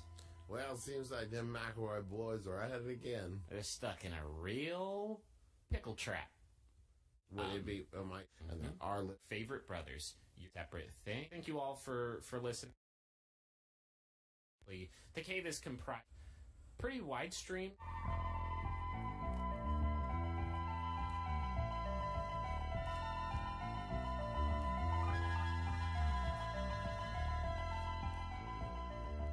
So you follow these drag marks down the trail, and they're pretty easily followed. Gundren's kind of a big guy for a dwarf. He's big in terms of diameter, so his trail left a definite impression in the loam to the mouth of a cave that a sort of natural stream is flowing out of. Pretty wide stream, not especially deep. Is it beautiful? It's the most goddamn beautiful thing you've ever seen. That's nice. It is. All of you get 20 points of inspiration just from seeing it. You are Yes. deeply inspired. No, you don't get that. Crap. It's the mouth of a cave. Along sort of the stream, you can sort of see into the cave a little ways. And you can see basically the cave is comprised of a path along the right side of the mouth of the cave that leads in alongside of the stream, basically running perpendicular. How to far into the cave can we see? it. Maybe about 20 feet. One of you will probably have to light a torch. This might actually be a good chance for maybe a light-causing spell. Yeah, wizard, you got something? I have light. I mean, there it is. I mean, you got it. Now, 2 out of 3 of us can see in the dark, though, right? That is true. I cannot, but I do have a candle. That's not going to be especially luminous. Okay. That's not going to do a great job. But, Dad, you can cast light for free, since it's a cantrip, onto Okay. maybe a nice stick that you found on the ground. and give that to a fighter who can't see super great in the under earth. Is Travis, your weapon one-handed or two-handed? It is either. It is versatile. Okay, so I could give you a torch and you'd still be able to use your weapon. You could also just cast light on my axe. That might look bitchin'. All right, let's go with the bitchin' effect of casting light on your axe. Okay. Travis What do now I has do? this. Do I roll? No, it's fine. Oh, no. You're not attacking his axe. Take this, you bastard. I hate you, axe. Travis He's attacking the darkness. He is attacking the darkness, essentially. Travis, you now have this axe that you can use to see by. Dad, at will. Merle, you can turn it off just by clapping. Or by not believing anymore in your magic. If you stop giving believing it all in up. It's very magic. Yeah. So keep that in mind. Magnus can now see pretty easily, so can the two of you. But Merle, you have dark vision as well? I have dark vision, 60-foot radius. Okay. So you guys, you don't really need light. You can maybe see a little bit further if you had a torch, but 60 feet, this cave's not going to get much wider than 60 feet at any point. I'll so lead the way with the light. Okay. So You are leading the way. Not too far into the cavern. You feel the path branch off to the right. I guess you see it because you have this beautiful light axe. And in fact, as you sort of get within distance of that entrance, that the light of your axe the light from your bitching axe pours into it, you hear rustling in there. You hear the sound of metal sort of clinking together, almost like a chain being moved, lifted off the ground. So, does it sound like a happy chain or a scary chain? chains aren't typically, these are not magic chains that are imbued with emotions. Okay. So it's up to you how you want to handle this. I guess let me put it in this off way. to the right. Does it sound like a big chain or like just a regular human-sized chain? The passage goes on ahead of you, but there's basically a natural sub-cavern sort of splitting off to the right there that you have not really moved in front of, but you can hear the sounds of rustling and chains. Not like a lot of chains. It's not like there's a WWE backyard wrestling match happening there, but Listen, Like a Jacob Marley. Magnus believes that thinking is for other people, and I tend towards action. So I'm going down that chain hallway. I like that. I am actually going to give you a point of inspiration for that. So I head down the hallway towards the chains. Okay. Did the two of you follow him, or are you more Yeah, just Taco chills. Taco? Well, 'cause just I think kinda that there's a chance that maybe Sildar and Gundren are chained up down there. Oh, listen to that. Okay, So I'm going to help. you head in. Merle, what's your position on vis-a-vis I call out, "You fool! Wait for us!" you shout loudly down the cave. It bounces down the halls of the cave. And cool. you don't hear any response Now to they that. definitely. A wave Now of, they definitely know a we're wave of here. bats comes Excellent. pouring out. Wave of gas. Bats. Bats. Baseball bats. Do the bats have gas? They definitely do. Yeah. The Roll a gas-powered perception bats. check to see if the bats look gassy. Okay, I guess I follow them. Okay. Well, I am chilling. Taco There's no them is to actually follow. Taco's on team hangout. Well, I only go by 25 feet. Like, I'm not going to get too far away. Well, no, I'm we're just not. going We're down not a in bit. combat, so there's no order. So Okay, well, I don't want to get too far away from them. So, Okay. listen, I'm foolhardy, but I'm not stupid. yeah, you're So not. I'm going to go down the hall, the 60 feet that they can still see me and I can still see back. Okay. You space yourself out a little bit, and you just sort of turn the corner into this cavern and sort of wave your axe around, hoping to cast some light on the things that you see in there.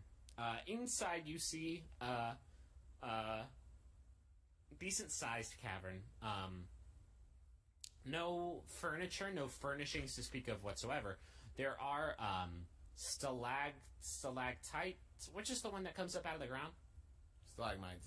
Mites. Are you sure about that? It goes towards the middle.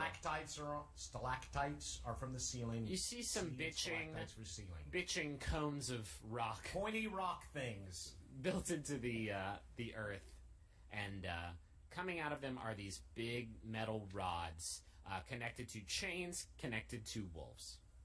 3 wolves. Kill the light, kill the light, kill the light. You can, Yeah, but you I have mean, to say kill the light.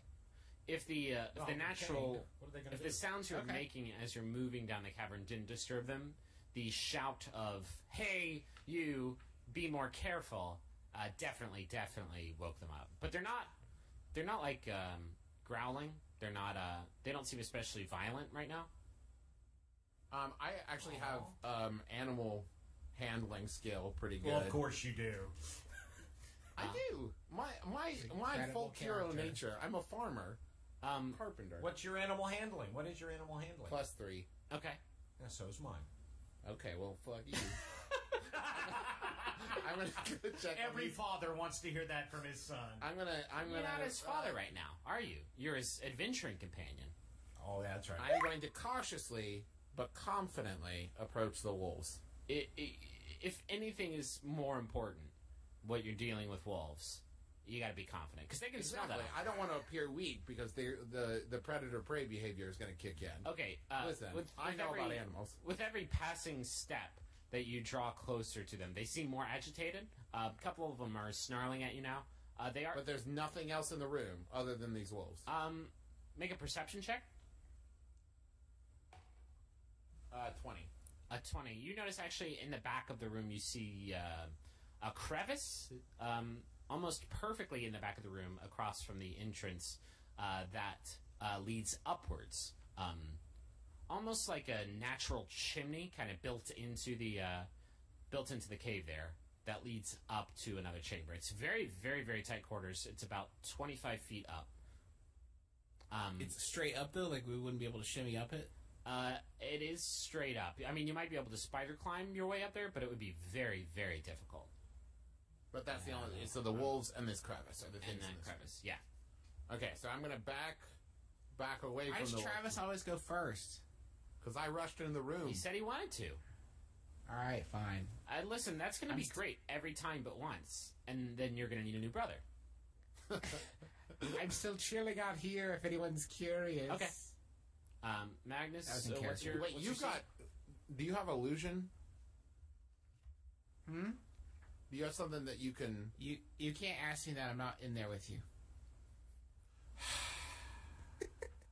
He's right. All right. You're correct. I'm tired of play. I want to play Dungeons and Dragons. I'm tired of asking questions about Dungeons and Dragons. Great. I'm So trying I'm to going to head play back up and Dungeons I'm going and to say, Dragons. so there's some wolves down there. Doesn't seem like it's worth it. Let's keep going. Excellent. Well, I trust your judgment. Okay. I'm On into we that. go. I'm into that. Yeah, sure. All right, so you can continue down the cave. It's getting very dark. Basically, the natural light that was coming in from the mouth of the cave it was providing quite a bit. So you can see until now, basically, and now you need your light axe, your mag light, to really get around. Merle and Taco, I almost forgot your name, impossibly. You don't need it. You can see basically just fine down here. So as you are moving down the cave alongside this stream, you notice across the stream to the left is another passageway, but this one is just like covered in rubble. It seems like it's collapsed down a ways. And make also a perception check, looking down the length of the cavern, in the direction you're moving. You have 9 for me. 12. 14. A 14? Okay. Merle, you actually see up ahead the outline of a overhead bridge, an overpass that is suspended in the air. It's connected to 2 entrances on the second-story level. It looks like it's connecting 2 passageways higher up in the cave, a second story of this cave. Oh, I bet that shimmying up chimney thing would have really helped us here. Probably put us on that second level. Maybe. You also see the outline of a figure sitting on top of the bridge. I'll call out to him. Hello, friend. You're using common, I'm assuming, to do that? No, Elvish. Oh, Elvish. Just in case there's some underground elves. You hear a questioning grunt, like, huh? And then I try getting. No, shut the fuck up. I try getting goblin. you try to get a goblin. You don't know goblins, so you kind of yell. Yes, I do. It's one of my languages. Is it I know really? Common, Elvish, Draconic, Dwarvish, and Goblin. Okay, what do you yell? Hello, friend. Who's there? Hail a little bit. You don't sound like anybody I know. We're just exploring. We've taken a wrong turn. You certainly have. I would actually heartily recommend you turn around. This is not a great place for tourism. Where we found ourselves. He does not know how to handle that situation. Come a little bit closer. Show yourself to me.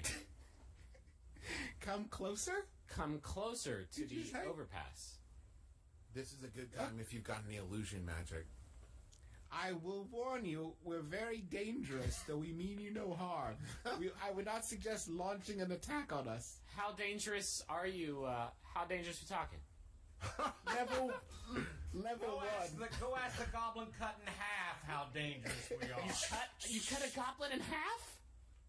Yeah, but he wasn't cool excellent. like you. Excellently. Well played. I was just trying to establish a rapport. Now, to be fair, Merle doesn't speak Goblin, and neither do I. Okay. Oh, that's right. He Just doesn't hear like understand a blah, it. blah, blah, blah, blah.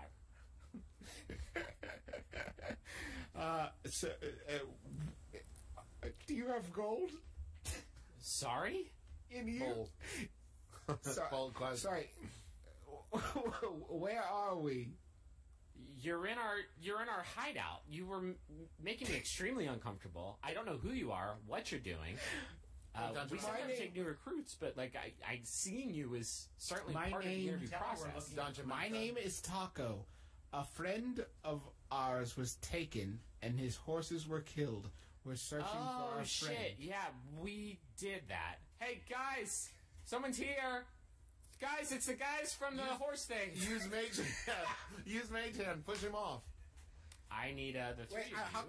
How close am I, Griffin? You are. You managed to get about 20 feet in there. But as he yells, he readies his weapons. So go ahead and roll initiative. Push him off the thing with your Mage Hand. Oh my god. How'd you I get? got 4. 17. Dad, you got a Merle got a 4 or I got a 10. top? Okay. Merle got a 10, and Taco got a 4. 4. Yikes. Is that with your modifiers? Yes, we're just going to give you the numbers with the modifiers from now on. Yeah, I got 17. Oh Jesus. Okay. That's very good. That's a 2. Plus 2 equals 4. Okay. So you have this one goblin on the overpass, and after his word of warning, nobody's really rushed to his aid, either by the 2 entrances the overpass connects or from the depths of the cave that you're facing. You do hear in the distance down the length of the cave an extremely loud racket. You hear voices saying something. Taco, you can understand, as one of them says, 2 voices talking. You hear one say, "Really?"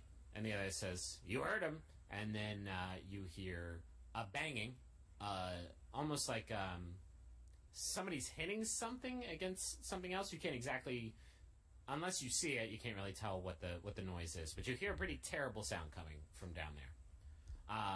And top of the order is Magnus. So I am gonna hole up in that. They're coming from behind us. They are coming from. Nobody's coming. You can't really determine. The voices you heard are actually coming from them in front of you, behind the overpass. The overpass is in front of you. Behind that is deeper. Okay, great. I'm gonna post up and move to in front of that overpass, the entrance in the overpass. So I'm gonna ready in action. Where are you? Where are you moving? Underneath the bridge? I'm moving to the opening, wherever it is the voices are coming from. I want to be ready for whoever's coming. Okay, so you sort of position yourself in front of. You move under the underpass to the other side, waiting for whatever's coming down. Yeah, and I'm gonna ready an attack action. For what? If So the first person to come down that hallway. you're just gonna melee attack him. Yeah. Okay. So And by the way, I've got my shield and my axe. okay. So to explain, you can ready an action as an action. You basically have to say what you're going to do and what's going to trigger it. So maybe you're not in a good position to do something right now, but you will be if somebody moves closer to you. You can ready that action and then use it basically as soon as the trigger pops. So you post up there. Next in the order is Merle. I'm going to cast Shield of Faith Okay. around Magnus. Okay. Can you explain what that does? Shield of Faith. Shimmering field appears and surrounds a creature of your choice within range, granting it a +2 bonus to AC for the duration. Okay. Baller. And are you going to move or do anything else? I guess that's your action. That was my action. Okay, so Travis, you have +2 to AC. Yeah. And Dad, I think you just expended one of your spell slots. Yeah. Okay. Cool. Then the order moves to the goblin on the overpass. He sees you put a magic, beautiful shield around this already heavily shielded fighter in the front. So he sort of turns his attention off of Magnus. He's pretty sure he can't penetrate all that. And he's actually going to aim at Merle with a short bow. And he rolls a 21 versus AC. What's your armor class? 18. 18. So 21 beats your 18, so he hits you. 4. Okay. 4 plus 2, so 6 piercing damage. Okay. And what does that come off of? You are hit. You have 11. You have hit points. All right. He So is- I'm down to 5. You are down to 5. Okay. Okay. That's it for him. Nobody else really shows up in that round. It's on to Taco. I'm going to cast Ray of Frost on that fool. The goblin one on that's the 20 bridge. feet One away up on from the me. overpass. Of the overpass goblin. Okay. 24. 24. That is a hit. That's just to make sure. Where am I? Yeah. Okay. Yes. Now, I'm sorry to interrupt. Are you sure it's not just a saving throw, just like Yes. it is when Dad used one? No. Some range attacks, some range spells are range attacks. Okay. Some are saving throw. Think of it like if it's coming down on like an area, they make a saving throw to get out of the way of it. If it's something that is firing sort of like an arrow, then it's a range attack. Gotcha. So Justin hit him. All right. Yeah, you got to roll damage. Coming up, we got 8 damage. Nice. 8 damage. He takes all of that. It sort of knocks him back a little bit, but he maintains his footing on the overpass. He looks like he's about to kick it. He looks real bad. So that is the end of the round. From the back of the hallway that Travis just ran up very valiantly to defend, you hear almost like something has just fallen over, and then immediately after that, you hear the telltale sound of rushing water. Tits. Okay. It is back to Magnus, the heavily shielded, very, very brave fighter. I'm suddenly very worried about the wolves in the back. They're going to drown. That passageway actually goes up, so don't worry about those wolves. Whew. I would Oh, worry shit. more about yourself, your body. Gotcha. Well, it seems pretty limited in what I can do, so... The I'm gonna- stream next to you has also, when that happened, just sort of picked up a little bit, sort of got kind of fast. I'm going to step to the side. To what side? So what we're looking at here is kind of an opening underneath the bridge, and that's what I'm standing in front of, correct? You're basically a little bit in front of being under the overpass. It's about 10 feet up. Great. I'm going to head back Okay. to where my buddies is, and then I'm going to shoot the little goblin with my short bow. Okay. Unless there's something else I can do. No, you're just going to sort of stand there. Yeah, 23. 23, that is a hit. Okay, great. And then D6 plus 3, 5. You hit him square in the chest, and he says, "Wow, you guys weren't kidding." And then he falls off the bridge, limply into the stream. That's the same one that I've been attacking. Yep. Yes. Yeah. It was the only one. Kudos all around. High fives. So there are no more monsters, but we are still in initiative order. We will move on now to Merle. Do we have? Are you saying we no longer have access to the chamber that had the wolves in it? That chamber was back a ways. You couldn't dash All right. back there. Then I say we need to cross the. I'm going to cross the overpass. Okay. You aren't on level with it. It's about 10 feet up. Oh, I see. So okay. So it does not come to our level and then overpass. I gotcha. Gotcha. Well, obviously we need to move forward and get out of the way of the water. Forward is the direction the water's coming from. Does there seem to be any way to get up to the overpass level? I mean, you can climb. Well, then let's climb. Well, you are already acted. Merle can. All right, I will climb. I will climb. What do I need to do? I'm going to try to climb up to the overpass. Okay. To climb, you make an athletics check to basically scale up the wall. You're not climbing that high, and there is like a rocky, craggy surface, so it's not an especially difficult check, actually, to get up there. The bridge is relatively rickety. It's of goblin construction, so it's not amazing, but it looks like it'll hold your weight. Okay. So I roll a 20-sided die? You roll a 20-sided die, and you add your athletics. All right. I rolled a 3, so my athletics is 4. That makes it 7. That is not sufficient. You start to climb up the rocks. They're a little bit wet from the moisture in here. You slip off. You don't take any damage because you're probably only a few feet up, and you're not a very tall person. So, I mean, that is a significant distance. But you do land on your ass. And you're embarrassed. Ow. You take 10 embarrassment points. 10's like it. And I peed a little. Okay, you peed a little bit. You might be advanced in years. Maybe you pee a little bit every time you take any damage. I don't remember saying anything about my age. All right, Taco, hurry, we got to do this. It's on to... Merle. Yeah. Merle, don't forget to... You look damaged. If you have some sort of way of healing yourself, be sure to explore that. You're injured. I will attempt the same climb that felled my friend Merle. Okay. I have no athletics. Here we go.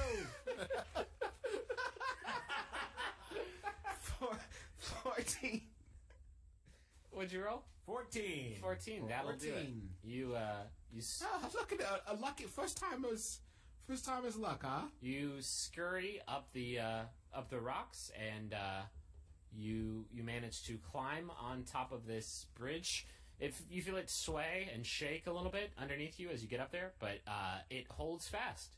That is the end of the round.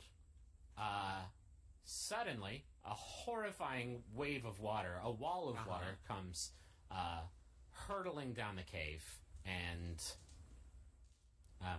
basically blasts into our heroes that are on the ground level. First, it hits Magnus, and then shortly thereafter collides with Merle, who is still on his ass. It starts to sweep you away. However, you both are sort of close to the craggy cave wall, so you can make a dexterity saving throw to try and not get flushed by this wall of water that's rushing at you. So basically, you're going to roll a d20 and add your dexterity modifier to it, and you want to beat a target that I'm not going to tell you. I got a 13. You got 13 total, Merle? Yep. I got a 16. Okay. So both of you managed to grab onto the wall just as this wave of water hits you and tries to pull you away unsuccessfully. There was a lot of water, though. So you are sort of having to fight against the stream, holding onto these rocks. So I need you both to also make a strength saving throw to make sure that you can hold onto this rock. The whole time, Taco, you're just sort of watching this charade take place from your safe perch. I got a 13. You're not laughing, but you are amused to see how it goes. I got a 13. I got 7. Both of you get flushed in a torrent of water. You weren't really like hit by the wave of force that this thing brought with it at first, but you are dragged down the cave back into sort of the first antechamber. Go ahead and take 1d4, both of you, as you're sort of pachinkoed around the rocks. Wait, even with my special shield? How do I know? It's a long time. Well, the water wasn't attacking you as much as it was dragging you and raking you against rocks. I got a 3. You got a 3. I got a 3 as well. Okay. So you both take 3 damage. I'm down to 2. And that is the end of I'm combat. fine. Don't worry about me. You okay, Taco? I'm fine. Don't worry about Taco. So But that was the end. that Now was the water end. is You were past. out of combat. That's the end. You actually hear Taco from down the cavern in Goblin. You are primed to hear this Taco. The other two are sort of too far away, and also they don't speak Goblin, so they wouldn't hear it. But you hear, "Do we get him?" Answer in Goblin Taco. No. No, yes. Yes. Tell him yes. Sorry, let me try again. Yes. Which one is it? Make up your mind. No, we definitely got them. Oh, thank God. Should we come down there, or is it cool? Is it? No, I got. Do their drowned bodies look kind of cool? Tell him it's. Tell him there's water everywhere. It's freezing. I got too horny from the killing, and I'm joking. Oh, Jesus, not again. We're actually going to stay up here. Don't Thanks, come though. in. Don't come in here. It's private. You hear them shuffle off. You hear the sound of footsteps moving away from you. And you think that using your clever ruse, you have scared them off. Yes, ruse.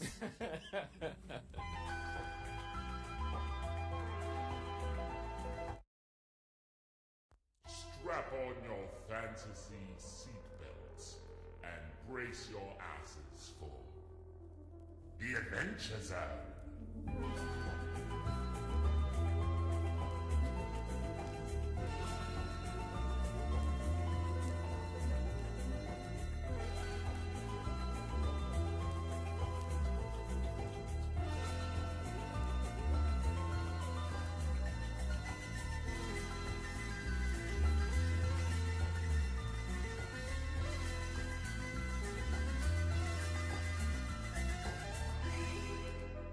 So, well, let's talk about the classes we're playing. So we're only playing with 3 people, which is tiny. It's pitiful. We're going to get demolished. Yeah, you're going to get wrecked. Previously on the Adventure Zone. I'm playing a human fighter named Magnus Burnsides. I love that. I'm playing a wizard. Okay. His name is spelled Taako. Are you naming your goddamn wizard Taco? There's Taco. Daddy, what are you, you're a cleric, right? I'm a dwarf cleric Okay. named Merle Highchurch. Over drinks one night with Gundren Rockseeker, he has to offer you what he calls the last job you'll ever need to take. So he has asked the 3 of you to escort a supply wagon to the town of Phandalin with a fighter escort named Very Blue Jeans. They are 2 dead horses lying in the middle of the road. Seems fine. Doesn't seem strange at all. So you follow these drag marks down the trail to the mouth of a cave. From the back of the hallway that Travis just ran up very valiantly, you hear the telltale sound of rushing water. Tits. Both of you get flushed no. in a torrent of water. Do we get him? Answer in Goblin Taco. I got too horny from the killing, and I'm joking. Ah, Jesus, not again. Don't come in here. It's private. What otherworldly horrors will the McElroys face this week? Let's find out together in the Adventure Zone.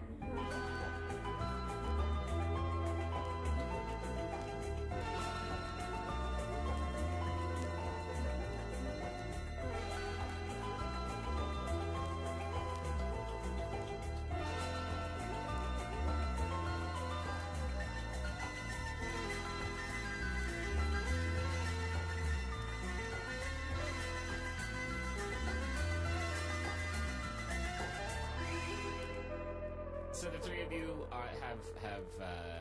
have regrouped at the mouth of this cave where Merle and Magnus just got flushed to. Taco, you just sauntered back to the mouth of the cave to rest up. I imagine you'll want to take a short rest to recover those precious HPs that you lost. Especially you, Merle, if my math is right, you're like... 1. You're 1 year old. I have Yeah, 1 let's rest point. 1 life point. So you guys are going to take a short rest, and the way that you do that is you roll your hit die, which should be on your character sheet somewhere. You basically spend a hit die to roll whatever your die is. It'll be a D6. Taco, I think you have a D6. You roll that. I and have a you add- D10. You have a D10. Oh, wow. Okay. So you I want to say it's because I'm a human or a warrior. It's one of those. Okay. It's D10. So you roll that. You add your Constitution modifier, and that's how many hit points you get back. I mean, I gained back 13, but I'm only down 3. So I guess I just go back up to. Did you full roll a critical 10? health. I did. Okay. Good work. Merle? Interesting. I I'm rolled. wondering, should I be like documenting these things? I Yes. feel like you guys never believe me. I'm just saying you've rolled extremely well. I can't see what you're doing, and You rolled nothing but 20s last time. Yeah. Well, I'm rolling into the cardboard box. I don't know if that helps. All right. I rolled an 8 plus 2 Constitution, so I recovered 10. Cool. And Taco, I don't think you've taken any damage, have you? I have not taken any damage. So I'm just getting my grounding. Just some R&R. Are we not going to get the taco voice this episode? We actually got a lot of complaints about the Taco voice. Oh, no. Oh no, really? People said it was like really racist, and I don't know which race. It just yeah. sounded like the kind of thing that would be racist. Well, we'll see how the reaction. People are so I'll probably elfish. go in and out of it. But I also wasn't. I'm not talking to you guys. I'm talking to Griffin, which is like God. I'm like praying, and when I pray, I don't have an accent. Is Taco there? Can we talk to Taco? So you guys you're healthier. I don't know what I'm not gonna keep track of your HP because honestly, I couldn't give a shit. But we'll just assume that you're right as rain. Griffin, I have a question. Do we get like experience? Yeah, I'm keeping track of that. Y'all are about halfway to level 2. Sweet. And you're gonna get a lot of great stuff, and you're gonna love it, and you're gonna be better people because of it. Delightful. So you guys get the impression that you probably shouldn't wait too long because they are going to notice that one goblin is missing. You watch him very lazily float down the river, super dead by you. He's moving at a snail's pace, comically slow. So you guys have recovered, and I'm assuming you want to make your way back into the cave. You can go back to town. You can do whatever the fuck you want to do. I say we go join Taco up on that overpass because it's going to put us at a higher elevation. Okay, both of you. No, please say the thing that you're going to say. Okay, let me say the thing. Come on up. Why is that funny? Because of the racism? It's no racism. All right, Merle and Magnus, you guys can make it would be an athletics check to just get up this rope. It'll be a very low check, though. Okay, I rolled an 8. Am I rolling an 8 again? What am I rolling, a 20? You're rolling a 20. Whenever you do a skill check, it's always a 20. Okay, and then I add to it what? Your athletics bonus, which is on your sheet. Okay, I rolled a 20 and a 4. You 24. You hover, just like you were at the bottom of the thing, and then you were like at the top of the thing. And everyone got super scared, because that shouldn't happen like that. Travis, you rolled an 8? Yeah. Yeah, you got up there. You weren't as effortless. In fact, it took you 35 minutes to get up the rope. It was embarrassing. It was like the first episode of The Biggest Loser. It was like gym oh, class. Jesus. Everyone's at the bottom going like, just give up. You'll never do it. But you do make it to the top, and everyone's really proud of you.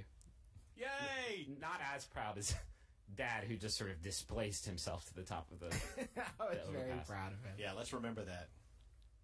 So from I look around. well, I mean, you have two directions. It's a bridge. From one direction, you hear the sound of rushing water, and that's about all that you can hear coming from that end. It's louder than the stream that's below. The stream, by the way, has actually started to dry up a little bit since the initial flood. and the water that you hear coming from one end sounds more like a waterfall or something along those lines. From the other end, you hear some low voices talking. The smell of roasting meats that's you might consider delicious, Or you might consider our buddies. or you might consider friends. Listen, Magnus doesn't judge. So yeah, you have two directions. I say we head towards the meat. If there's one thing I know about Magnus, he loves a majestic waterfall. Now the If I'm the decision- tiebreaker, I say we go investigate the meat, the smell, and the voices. How do you want to do this? Who's the sneakiest of us? You see, if going down that sort of hallway, it stretches in about. I mean, it's a cave, not a man-made thing, but it goes in the channel. There goes in about 20 feet, and you see some light, some dim firelight coming from there, and you definitely hear. I some say voices whichever one of us has night vision, Taco or Oh yeah, I'll go. I think both of you do, except for Magnus. Nope. And I've also got stealth disadvantage. Clunk, clunk, clunk, clunk, clunk. I'll go take a look. I have stealth disadvantage too. What's your stealth? Good. Very quiet. Not bad. Not bad. It says +2. plus Okay. 2. Taco, would you go investigate? Gladly. By him, so you're sending him up by himself while the two of you hang back on the bridge. It'll be better by myself. Well, I'll be- yeah, because I'll be if we're quieter. trying to be stealthy, it's always better to have smaller numbers. Okay, so if you're going to make a stealth check, I'm guessing just to move to the end of this channel and sort of peek around the corner to get an idea of what's going on in this room. You'll make a stealth check, and I will contest it with a perception check. Okay. So we roll, and then whoever wins the contest. So I'll roll 19. And 2 plus your stealth. Oh, so 21. Okay, you managed to soundly beat them. Stealth. You look around the corner into this room. You see a fairly large chamber that is sort of split into two sections. There's a sort of a ground level where you see 3 gerblins, all sitting around a fireplace roasting the leg of something. It's bestial in nature. It's not like a dude foot or something. This and then room that I'm in. yeah, Did you say it's spooky or beautiful? Or it's beautifully spooky or if you- spookily beautiful? if you were a gerblin, you would actually find it like a pretty chill den to like. So is this bro like out the break in. room? It's the gerblin break room. There's some like OSHA posters up. Something like, make sure to wash your hands. It's cold and flu season. Oh, Right. Danny's been microwaving mutton in here. Gross. All right, what's the second? So then there's a sort of natural stone staircase leading up to an escarpment, a stage, about 10 feet off the ground. It's not an actual stage, but there is a second level, a loft, if you will, in this room. And up there you see another goblin that's just sort of sitting around, rummaging through a crate. And next to him, almost on the edge of this stage, you see an unconscious human man. Okay. And the 3 goblins are talking to each other, dicking around. The goblin that's up on the stage is just sort of ignoring them and rummaging through this crate. Do we have access to that stage? I mean, is there? There's a natural staircase that's leading up onto it. Yeah. I have a question. Is the room? I'm trying to visualize. Is the room such that if we were to interact with the goblins on one of the levels, the other ones would definitely like be aware of what we're doing? Oh, sure. Yeah. They are it- not that far away. Is it lit by anything but the campfire? There's some torches on the wall, fatty torches. You know those torches that are like they have like fat that burns on the top of it. No, Okay, I got you. So Sorry, just to, how many gerblins are 3 on the floor, 3 on the floor. 1 up with the captive. Right. Oh, what's the captive? We There's don't a know. sleeping human man. Oh. Now, is that on a level above us or below us? What celebrity does he most resemble? Good question. He looks a lot like Say John Goodman. John. No, Say John Goodman. Say John Stamos. he looks a lot like Tom Arnold. Which John is essentially, that's the exact middle between John Stamos and John Goodman. That's the median. That's the mean of John Goodman and John Stamos. So yeah, please don't make me describe any more shit in this room. Okay. Okay, I just want to know, you said we have access from where we are in that passageway to that stage area, right? The passageway opens up onto the floor level. Then there is a slope that leads up onto the stage. Okay, so I assume, has Taco come back and relayed all this to us? I mean, he would It's have up to to Taco. yeah. You let Taco be Taco.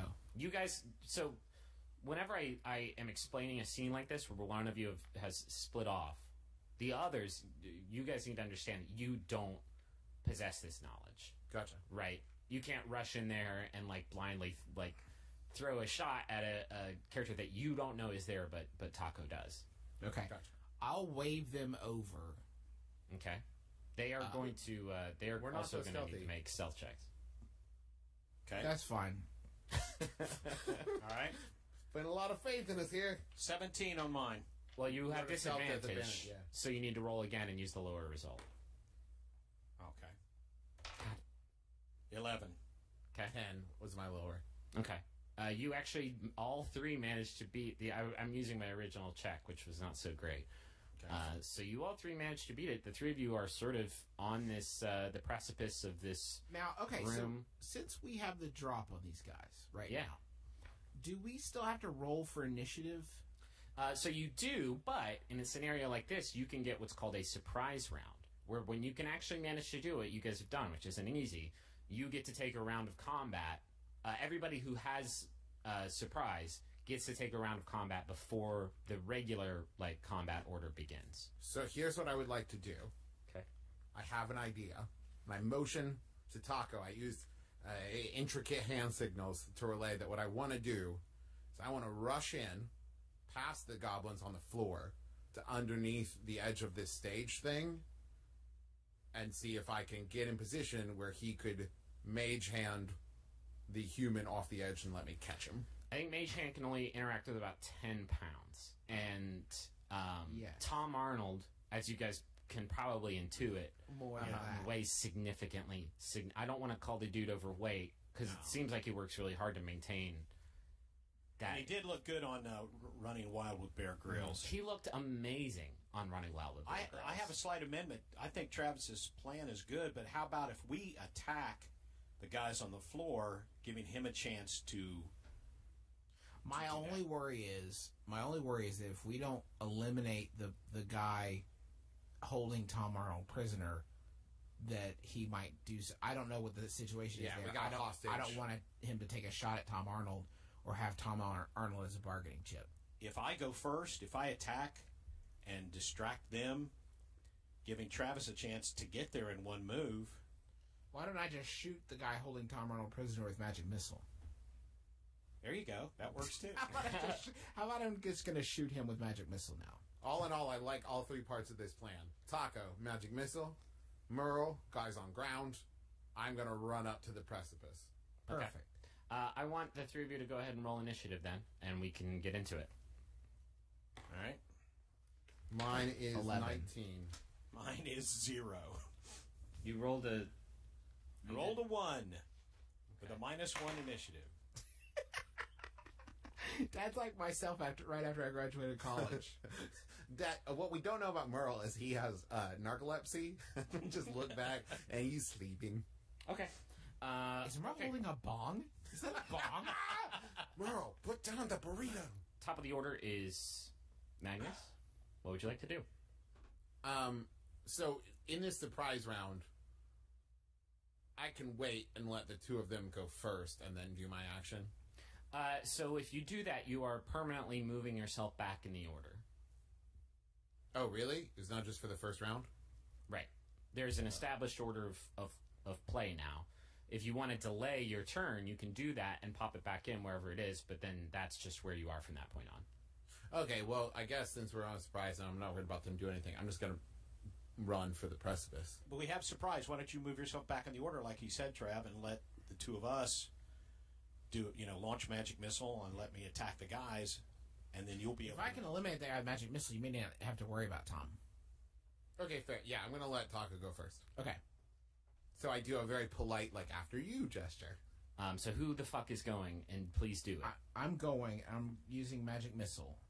Okay, so you sweep around the corner and levy a shot. Magic Missile, you don't actually need to attack with that, right? You're just burning a spell slot to use it? I create 3 glowing darts. Each dart hits a creature of your choice within range that you can see. A dart deals 1d4 plus 1 force damage to his target. Okay. They all strike simultaneously, and I can direct them to hit one creature or several. I'm going to have them, all 3 of them, hit the full holding Tom Arnold prisoner, because I don't fucking cotton to that. Yeah. Okay.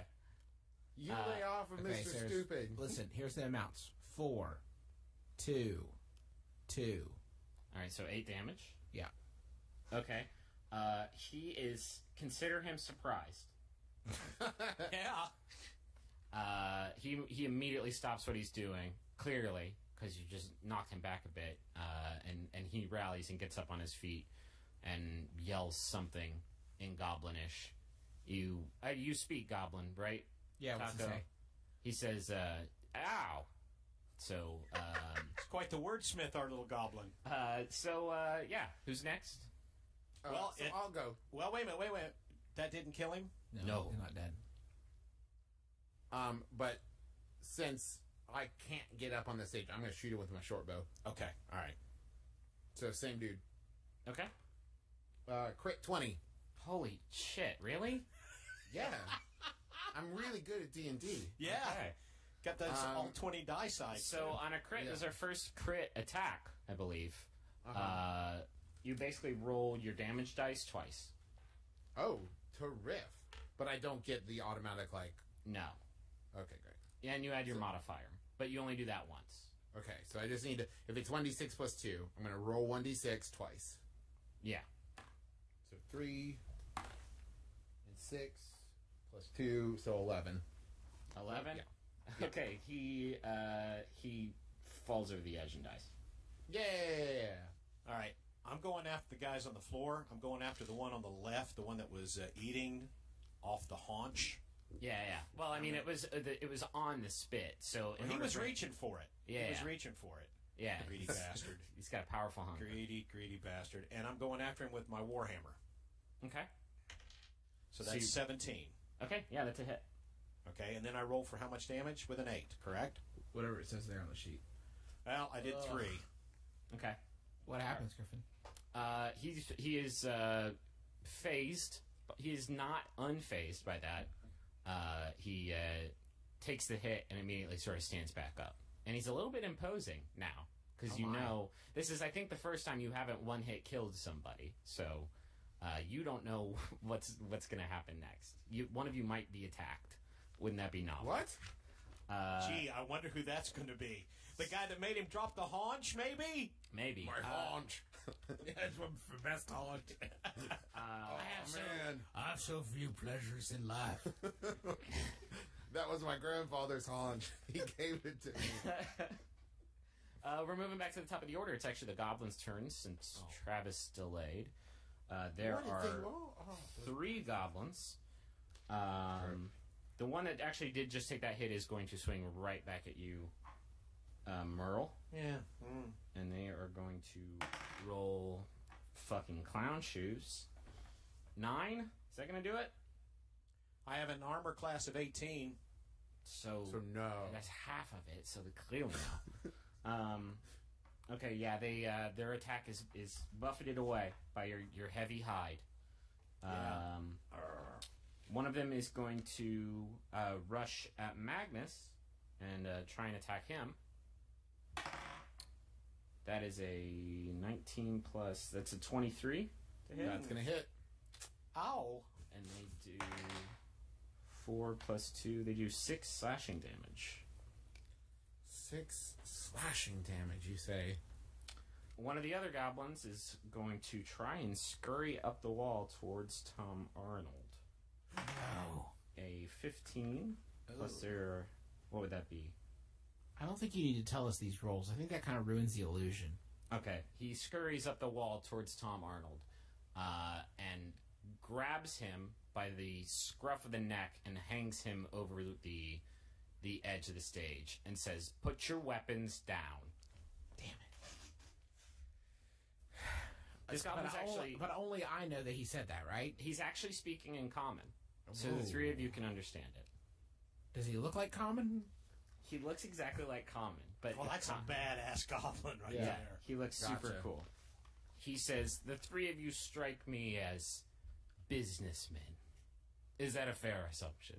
He sounds like Kelsey Grammer, and he looks like Common. He's one hell of a goblin. I love business. I don't think anybody in this room wants to get stabbed any more than we already have.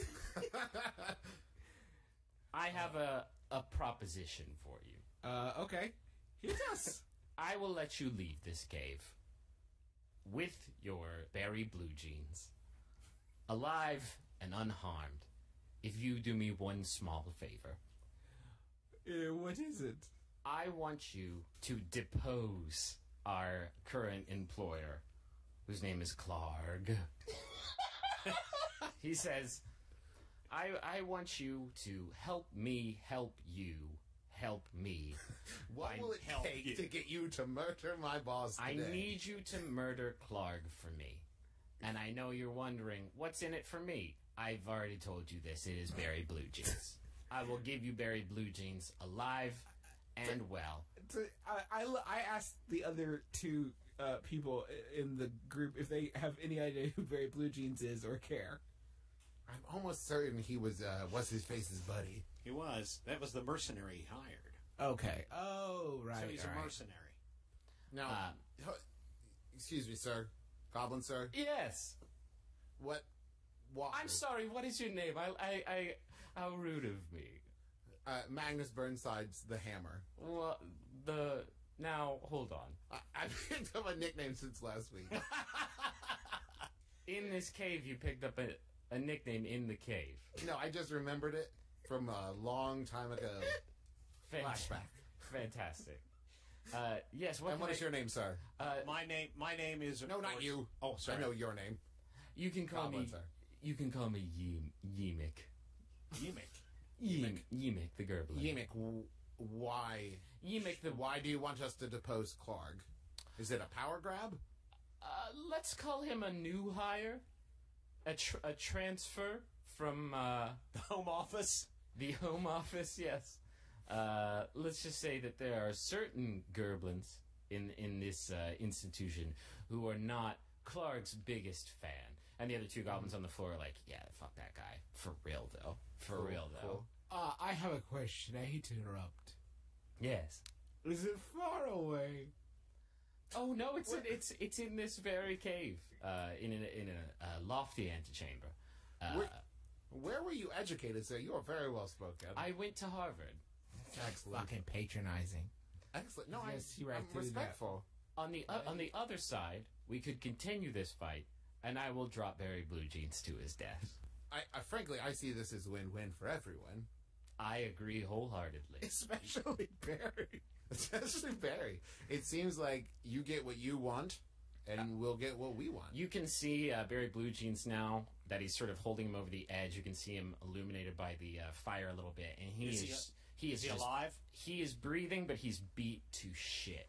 He is he looks real messed up. I just don't see what we get out of this. Well, it's what we were going to do anyways, right? We're going to take out the boss man, and we. It seems like we. I thought we were just Things are- delivering something. But we need Barry Blue Jeans to find out what happened to the You other do two. need Oh, that's a good- everyone needs a Barry Blue Jeans. All right. I say we agree to his terms. But first, before we agree to anything, I am going to need Barry Blue Jeans brought back over Yeah. the edge. I need some indication that this is not a trap. I'm not going to murder Barry Blue Jeans Pull him back from over the edge, and we can talk about this. And would he be of any use in our, efforts against Clark? Not at this. Oh, point. he's not in scrapping shape. Yeah, he's Well, then just leave him on the stage there and come on down and join us, big fella. he rests him on the edge of the stage. He's no longer hanging over it, but he is right there. He could be kicked over fairly easily. What happened to Barry's traveling companion? I wouldn't know anything about that.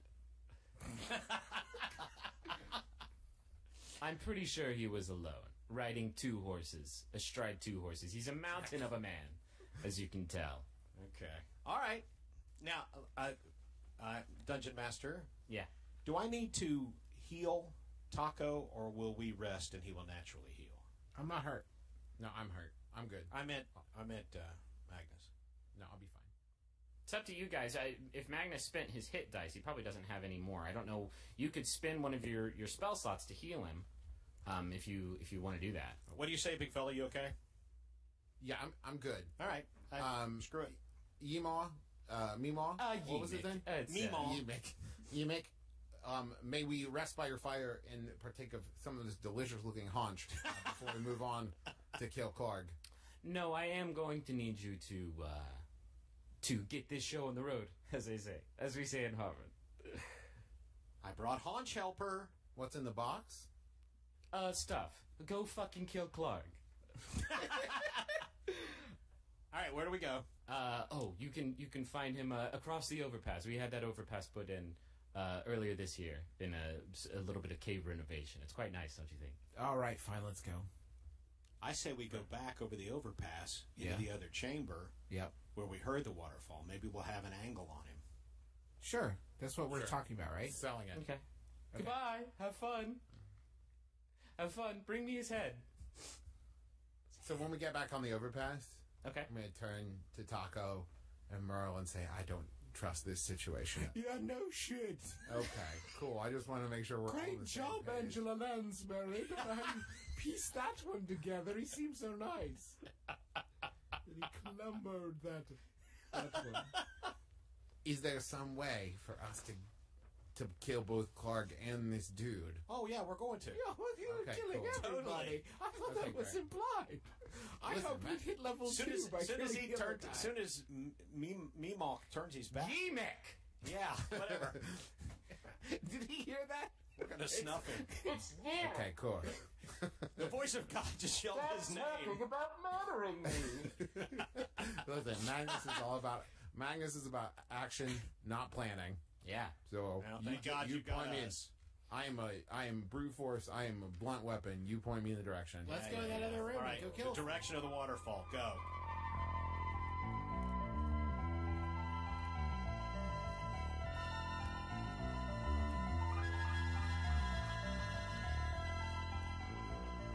You guys move across the overpass. You move through a large chamber. You are on a ledge fairly high up on this chamber, and you look down and you can see 2 sort of man-made pools of water that are basically built out of giant towers of logs that are sort of arranged into walls that are damming up where the waterfall is coming from. And then you see on the front of each pool, they are sort of back to back, a gate, and you think that gate is what was dropped and flooded the cave earlier. Gotcha. So you count your lucky stars that they didn't drop the second gate on you and flush you out again. You see a couple goblins down there, but they are sort of busy repairing the first gate that they dropped to flood you guys out, and they don't really see you.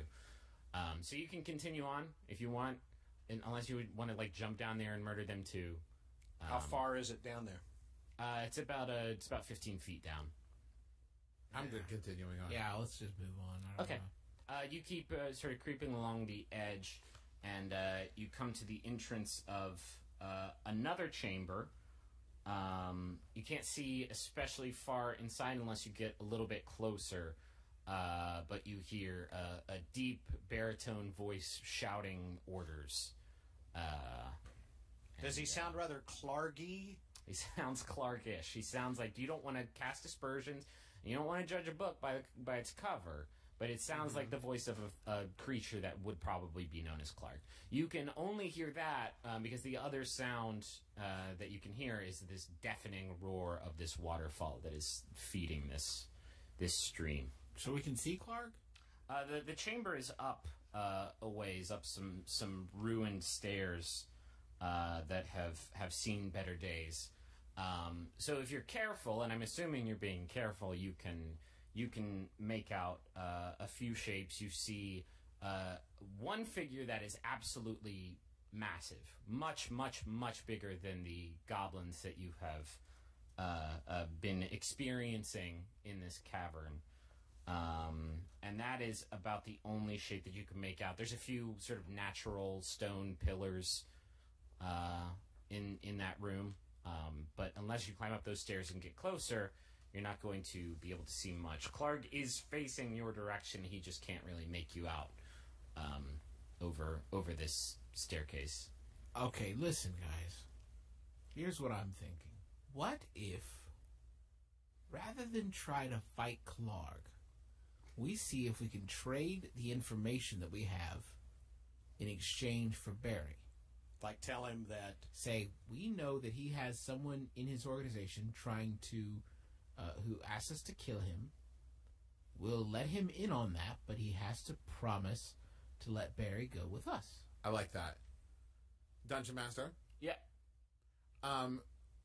So geographically, Mm-hmm. the very first room we encountered when we entered with the wolves chained up and there was a chimney, Yeah. where would that chimney line up with the two rooms we've been in up here in the overpass? It was on the right, and you were on the right side of the cave. So it's a logical assumption that maybe that chimney opens up into there. Gotcha. What do you think? I like Taco's idea, but I think we need to work from a position of strength. Why don't we do something that makes him think we're real badasses, so he will think twice and maybe consider the offer. Like, could I use my the spell I used before to illuminate the axe, and to like cast that spell on something to like as a visual? You think this dude's never seen light before? The No, light spell? but I mean, if something all of a sudden starts to glow, That's what they teach kids. They teach kids light in kindergarten. No, I think this is a good idea. Yeah, I love it. Okay, and I'll cast at the same time. I'll use a cantrip. I'll use my abilities of prestidigitation, and I'll create a shower of sparks. Okay. And I'll build a chair with my carpentry tools. Yeah, okay. So I say you draw a bead on Big Boy with your short bow. Okay. Yeah, I don't think he's going to be threatened by us. We're level 1. He doesn't know that. That's why we're firing That's off true, the fireworks. Griffin. You're not going going to tell him, are you? No, so are you guys doing this now? Yes, we're Okay. doing it The simultaneously. three of you walk Magnificent Seven style, shoulder to shoulder into this room. Dad, you're shooting light beams all over the place like they're in a Daft Punk concert, and Justin's showering sparks all over the place, and Travis strikes And in I'm calling out to him. So Yeah. I'm like, hello, friend. No, don't No, call him friend. no, other way. Yo, fat ass. Hey, No, sit one in the middle. Hey, jerk. Okay. And Travis, you just sort of strike an imposing pose with your short bow drawn. And then from the left side of the cave next to the entrance you just walked through, a wolf charges and attacks Merle. So let's all roll initiative. Okay. Well, that won't work. 19 again. 4. 14.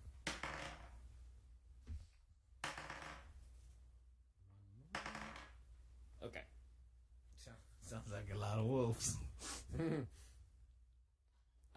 Wolf number 16 is going to come. So this wolf gets a surprise round on you. Excellent.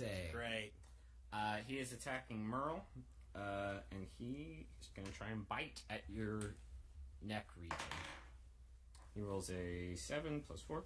He rolls an 11. I have 18. Not going to do it. You just kind of throw him off, just using your neck muscles. It's amazing. You're like Terry Crews. You just sort of flex, and the wolf goes flying. Okay. So that was the surprise round. Clark is like amazed by your pyrotechnics. Whoa, he says. Clark is amazed by your power. So he is John Goodman. All right, now we got John I'm Goodman. John Goodman. You don't actually, you guys aren't entirely sure what he is. You've never seen anything like him. But he's not a goblin. He's definitely not a goblin. Is he humanoid? He is humanoid. He is furry. He's about 6.5 feet tall. He is muscle bound. He looks pretty badass. Does he look like more muscly than me? Nothing's more muscly than you. Nobody's more muscly than you, You're the most sweetheart. muscly boy, aren't you? I mean, more than Magnus, not more than Travis McElroy. Is it my turn yet? It is Magnus's turn. We're to the top of the order now. Can you ask him to call off the wolves? Can I roll a quick animal handling check to see if there's any possibility of, like, controlling the wolf, like, befriending my animal friends? You want to make an animal handling check to see if you can call off this wolf. Yeah, sure, go right ahead. Or, I mean, I guess overall I should say... Let me explain what's in the room. So you have this wolf that has just attacked you.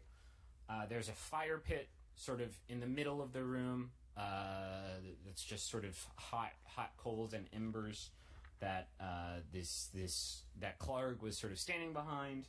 And then in the corner you see the entrance to that chimney that you walked by earlier with the wolves in it. And by that you see 2 more goblins. Can I make a suggestion? We've already tried to establish ourselves as badasses. This wolf attacked us. Kill it, Magnus. But I want a wolf buddy. All right. I love this. I love this narrative thread of you trying to befriend everything that tries to kill you. Listen, I love animals. Yeah. Then I want to kind of do something badass if I'm going to take this wolf out. What are you thinking about? Can I double attack? Not yet. Maybe someday. Then I am going to... You could try and pick him up and throw him onto the fire pit. Yeah, that one. Let's do that. I'm going to do that. I'm going to hoist the wolf over my head and throw him in the fire. Well, you will have to make a couple checks there. Yeah, no, I'm good with that. Dumb check. See if it's dumb to do. I prefer action. Let me make the dumb check. Oh man, it's a critical 20. Yeah. All right, so you will have to make a strength. We'll say a strength contest against this wolf. So this wolf is going to try and wriggle to try and get out of Gotcha. your grasp. So this is just strength. Yeah. Yeah. Okay, I got... A 20, Trav? Was it a 20? No, it was 15 plus 4, 19. Oh, okay, one off. So yeah, you managed to hoist this wolf into the air. Yeah. And now what do I... Throw him! Okay, I'm going to throw him. I think that's a thrown attack. Well, you were only a few feet from this fire pit, so you managed to toss this wolf into the fire. The wolf is going to try and land on his feet. He's going to make we'll say a dexterity saving throw. He does. He gets a 17. So he manages to he lands in the fire and he takes we'll say 1d4 point of damage. He takes 3 damage, and he's very perturbed, and it smells amazing in this room for a second. And as a free action, I'm going to point at Clark and yell, "Call him off." You threw my wolf in the fire. And I'll do worse if you don't stop him. Ooh. But he's my favorite wolf, and you threw him in the fire, though. Then call him off or lose him forever. Ooh. But he's my... Just do it. You threw him in the fire. He attacked my friend. I say we're equal. I attacked your friend. Then you'll meet the same fate.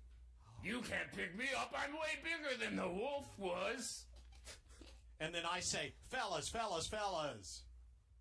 We came here to talk. You should have thought about that before throwing my dog in the fire. Well, you shouldn't have had your dog jump at my ass.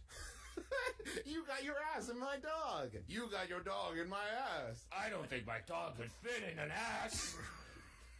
You haven't seen this ass. I have. We've gotten off track. Listen.